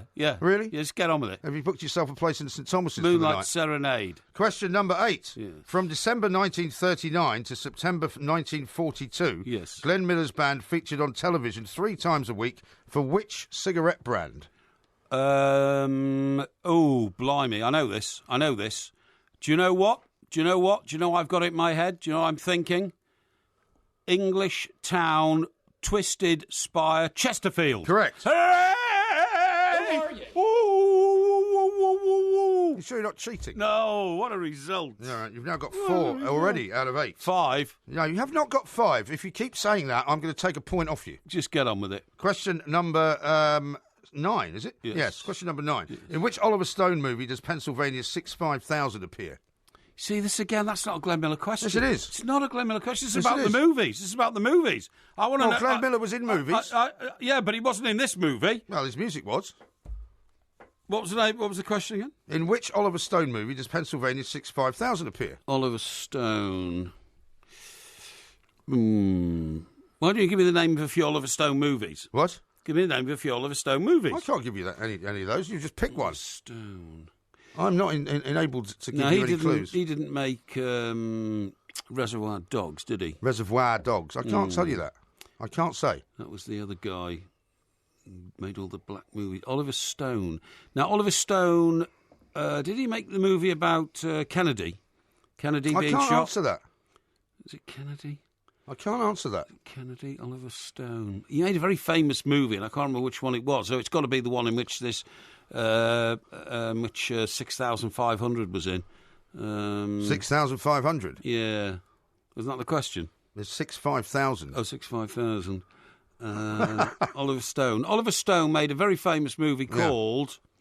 See, John's behind the glass there. He could sort of mouth it to you. He could mouth it to you, but that would be cheating. Yeah, you wouldn't want that. That would be cheating, really. Yeah, I'm just watching him, you know. Let me see. I can't help you. See, John could whisper in my earphones and you wouldn't know. Well, I could give you a clue if you want. Oh, yeah, OK. You're on the right track with JFK.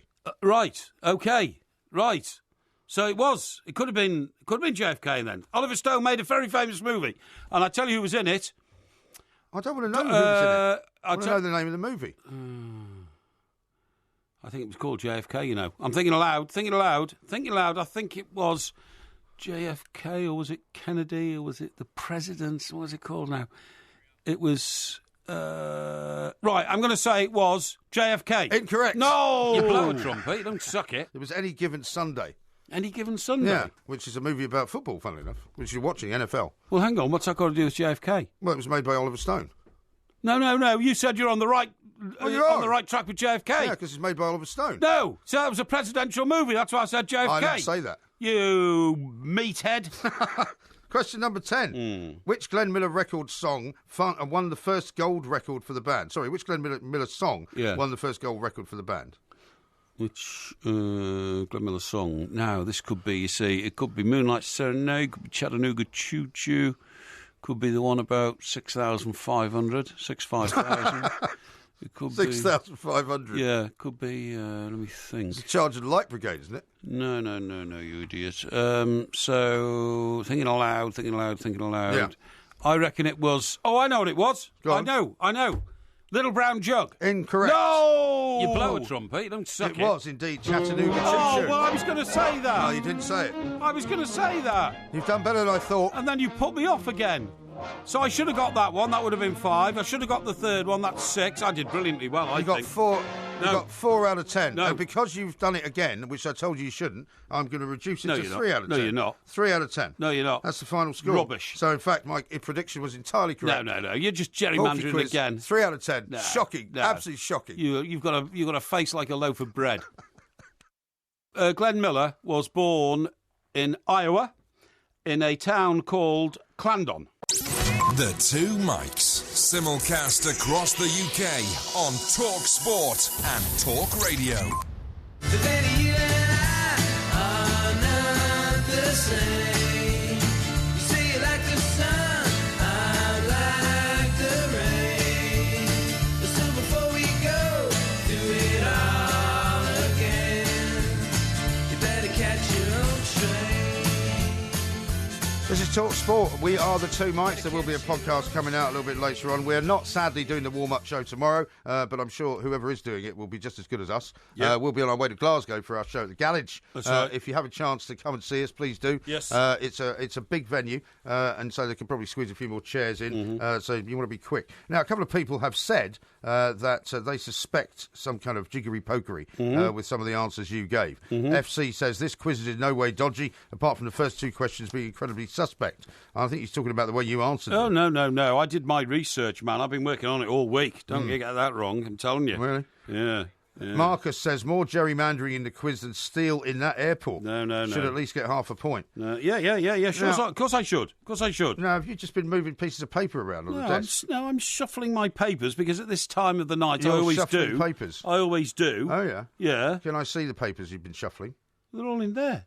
All right. Is there anything in there that you would not want me to see? No, there is nothing in there. You can go through it if you like and spend all night doing it. I don't want to. We have, however, work to do when this show is finished, and I want us to get on with it. Okay. Okay? When is MJ going to stop gerrymandering the quiz? Yeah, exactly. Who's MJ? Well, that's you. Well, if the guy can't even get my initials right, what's the point of him even tweeting in? Yeah, well, you know. Lee says, MG, have a look at an earpiece. He's stalling on question 4. No. And Clarendon is not Clarinda. He's cheating somehow. No. People suspect you, see? No, they don't suspect me. They suspect you. They don't suspect me at all. All I do is read out the questions that I'm supplied with. Yeah. That's your story. How much do you pay the independent quiz masters on a weekly? In fact, I don't pay them. I've just seen you hand money over to our producer. Yeah, what was that for? That was for some cigarettes that were brought in from overseas. Rubbish. Why would I hand him money after a quiz? So after the quiz, when a few of the questions were gerrymandered, and you've just given money to a member of the production staff. Yeah, well, I want to know what's going on. Well, if I was doing something... I want to know what's going on. Well, if I was paying somebody to gerrymander the quiz, do you think I'd hand them money in front of you? Do you really think so? You're so, stupidly arrogant with your face like a loaf that it wouldn't surprise me at all. What is this face like a loaf thing? Well, because that's what you remind me of. Podgy... it looks like a loaf that's only just been baked. Really? Yeah, you've got a podgy, How would you describe your own face? Podgy, flabby face. Lived in. My face is lived in. Lived in? Yeah. By about 5 tramps. Is that what it is? Would you mind staying close to the microphone? Yeah, please? that's all right. I'm just tidying up. Are you throwing away your notes there? No, Shall I go and have a look in the bin and see what you just threw away? Please be my guest. You want to forage around bins. It's up to you. Well, usually we get pictures of you doing that sort of thing. No. Now, what are you doing the rest of the day? Right, my supercar is going in for a service today. Does that mean it's out of action for the whole day? No. Do they bring it to you and do they collect it and bring it back? They're bringing it back at 1 o'clock. Okay. Yeah, so that's good. Right, unless they find something wrong with it, of course. There's nothing wrong with it. What about the wheels? There's nothing wrong with the wheels. What about the tyres?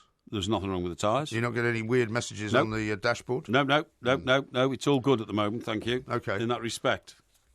Scott says, 1971, well, it can't be the Beatles as they broke up in 1970. Yes. Well, that's you knackered, says Scott. Yeah. You wouldn't have been able to answer the question. Yeah. So that was Bob Marley, and probably Nigel Bob Marley's says this. least ever known record, I would say. Very well known.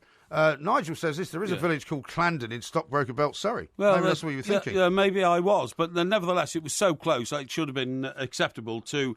You know, these independent quizmaster guys, I'd like to meet them one day and actually pummel their faces. No, you're not allowed to meet them. Yeah, Nobody's allowed to know who they are. Oh, except you.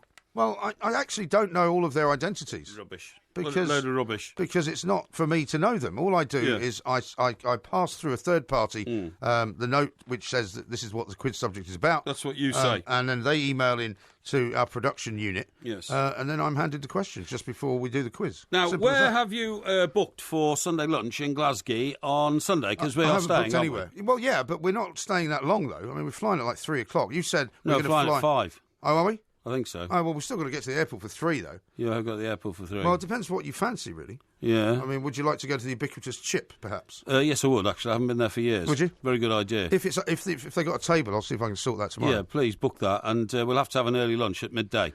We will indeed, yes, yeah. Okay? Yeah, okay. Get that sorted.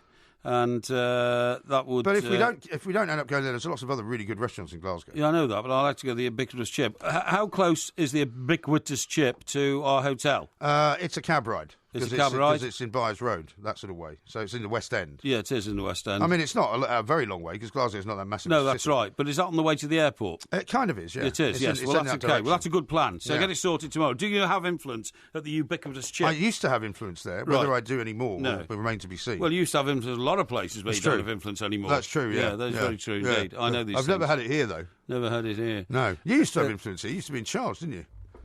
Until you were removed from office ceremonially. It was a different company, though. I wasn't removed from office ceremonially. No, you were. I was on the heart transplant list. Oh, well, same thing. No, it's not. It's not the same thing at all, mate. No, you didn't resign, though, did you? It's a different way. Well, I didn't have the option, did I? You know, when you're wired up to a heart machine keeping you alive, you don't have many options. But anyway, I don't know why we're going over that old ground again. Neither do I, because you brought it up. No, I didn't. Now, let's talk about the Merseyside Derby, because the next time you and I will be on Talk Sport, that game will have been played. It will. OK, so I think the time has come for us to discuss it in some detail. Yes. Now, Everton are without Mr Jagielka, yes, who absented himself by getting red carded the other night. Well, he had to. I mean, Did you say that? He had to literally, you know, I know it's a hackneyed old expression, he had to take one for the team. Well, indeed, but would you say that, for example, getting 3 points out of the game at Arsenal rather than 1, would actually be less valuable than him missing this game?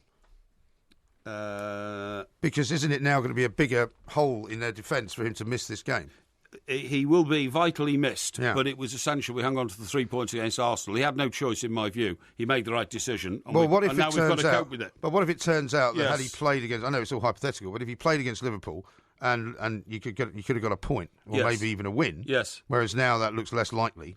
Well, you know, you could have settled for 1 point with Arsenal. No. But it was by no means a certainty that if he hadn't failed, the guy would have scored anyway. No, who's to know? If Arsenal had been allowed to score that equaliser, they wouldn't have got a winner. So you have to be of the moment, and of the moment, he did exactly the right thing at the time, and now we've got to cope with that in an of the moment situation against Liverpool on Monday night. Indeed. Would you care to predict a scoreline? Yeah, I think Everton will win 2-1. I think it will be quite a feisty game. I think it'll be a feisty game, but I think Everton have picked up the momentum. Liverpool are a team not to be trifled with, I accept that, but they do have their vagaries. They can wobble, and we're going to have to try and put enough pressure on them to make them wobble again. Well, if Everton play like they did against Arsenal. Did against Bournemouth. Well, and also, if Everton did what they did against Arsenal, they have a pretty good chance. I think, though, that Klopp is in need of sort of some kind of rebirth. So, I mean, he got a good win the other night, didn't he? Yes. I think I'm going to go for Liverpool here. I'm going to say it's going to be 3-2. Really? To Liverpool? Yeah, you see, you always back against Everton. No, that's not true. That's just a nasty and malicious dig at me all the time. No, it's not. Liverpool are in second place, right? I don't react. Liverpool are in second place. Everton are in 8th place. There's approximately 9 points difference between them. Yeah. Actually, 11 points, sorry. Yes. So, I mean, for me, they would be favourites. Yeah. Now, I'm looking at the other games coming up. Chelsea against Crystal Palace, Middlesbrough, Swansea, Bobcat Barb. Stoke against Leicester, Sunderland, Watford, West Ham, Hull. You know what I think? I think West Brom might beat Man United. The way they're playing. I think there's a chance that West Brom will have put up a very good show against Manchester United. But I think genuinely now, we're beginning to understand that Jose's got a grip on the team and the squad, and I think they're going to make progress in the second half of the season. And I don't think West Brom will beat them. No, I don't. No. All right, well, we'll see. That'll be a fascinating game. Also, Manchester City-Arsenal, which is the big one on Sunday. Yes, that's right. Well, Arsenal look favourite on that one to me. There's no Aguero. No Aguero, because he's serving the 4-match ban. Fernandinho's out, I think, as well, isn't he? He could well be. Yeah. But although Everton beat Arsenal, it was a sterling display by Everton. Arsenal are still a very good team, and the only way they're going to keep in touch with the Premier League title race is to bounce back immediately from a setback like the Everton one, which I think they probably will. Yes. I think they'll beat City. Even though it's on City's ground, isn't it? Yeah, well, I mean, that's going to be a massive game, isn't it? Yeah, of course. Now, let me read you a couple of quick tweets here. Okay. One from Ross, who says, Porky's just hung up the phone on me. He's defo a cheat, telling me he owes me 10 quid for helping him. Obviously, that's tongue-in-cheek. I see what you mean. That's tongue-in-cheek, trying to make out that I'm trying to sort of gerrymander my way through it. No, not me. Michael says, Porky's face was lived in, but now it's condemned. Yes. And Gareth says, wanting to meet the independent quizmasters and pummel their faces in has weirdly cracked me up. Has it really? Yeah, well, I mean, I'm sorry. That's the sort of way I feel sometimes. I know, and I accept that one should never promote violence, particularly on the radio. No. But that really wasn't violence. Pummelling is not necessarily an aggressive act. Oh, really? Is there another definition of pummelling? Well, you can pummel dough, can't you? As in bread, as in your but that face. means beating and that kind it with stuff. your fist. Well, pummelling is not necessarily aggressive, in my view. In my view. Excellent. Kiwi Junior says, MG, why don't you lay down the law before the next quiz saying close answers don't count? I think that's a very sensible thing to say. Yeah, but close in the realm of two single individual digits, letters, call them what you want, being wrong, is close enough. In my view, I got 5 out of 10 at least. Well, it doesn't matter what your view is. Gordo says... And then you steered me away from Chattanooga Choo Choo in the last one. No, I didn't. You steered me away from the film name by telling me it was JFK. How did I steer you away from Chattanooga Choo Choo? I don't know how you can... Honestly, I really don't know how you can look yourself in the face when you go home tonight after the way that you've scrambled the quiz. And, nobody can do that. And once again try to ruin my reputation. Nobody can Which is enforced, by the way, because people who know me know that I have the high moral ground. People who know you? Yes. No, people who know you would say the exact opposite, actually. No. And by the way, nobody can look at themselves in the face. Hey? Nobody can look at themselves in the face. You can look in a mirror. How can you look yourself in the eyes? That's different. I look myself in the eyes all the time. How do you do that? Well, I do it because I want to make sure I haven't got like ochre in the corner of my eyes, which means I would have liver damage, yeah. Ochre? Yeah. What do you mean, that yellowy? Yes. Like jaundice? It's called ochre. Is it? Yes. Like yellow ochre? Is that where yellow ochre comes from? Yes, that's right. Because it's a painting. Yes, it's a paint colour. That's right. Absolutely right. Steve says, this is from Gordo. Yeah. Imagine if Porky actually studied for one of these quizzes. What do you mean? I studied all week. And you got 4 out of 10. Had I got proper questions... Actually, you got 3 out of 10, as reduced down by the punishment committee. No, you can't reduce it down. There's no punishment committee. Right. This is the end of the show. Yes. Good night. Yes. Look at the light! No, Benny was the guy who... I'm not sure I can take much more. Yeah, hang on. Benny was Can we go back to the whale? No, he played this with the guitar that was shaped like a star, didn't he? You know, and the high boots and all that kind of stuff. What? Benny was the guy... Benny played the piano, didn't he? No, it was Bjorn. Bjorn? Bjorn played the piano, didn't he? I don't know. Bjorn Ulvaeus. You're the bloody Abba expert. Hang on, Bjorn Ulvaeus. Well, you've got me confused because you've got me thinking. Benny's the keyboard player. Benny is the keyboard player, Yes. is that right? How do you know that? Because I know that he was the keyboard player. Okay, so Benny played the... And he had a beard. Right, Benny played the piano and Bjorn... Yeah, I said that originally and then you didn't. You contradicted me. I did not. And Bjorn was the guitar player. That's right. He played the guitar. So what are you saying anyway? Well, what I'm saying is he's 70. Great. Happy birthday, Benny.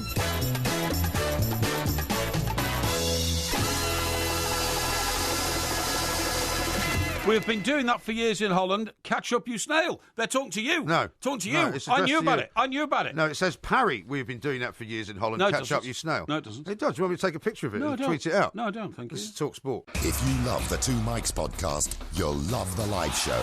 Weekday overnights from 1am on DAB Digital Radio and 1089 and 1053 AM and via the Talk Sport app. Talk Sport, your Premier League station with exclusive commentaries every weekend. What an absolute corker! Talk Sport.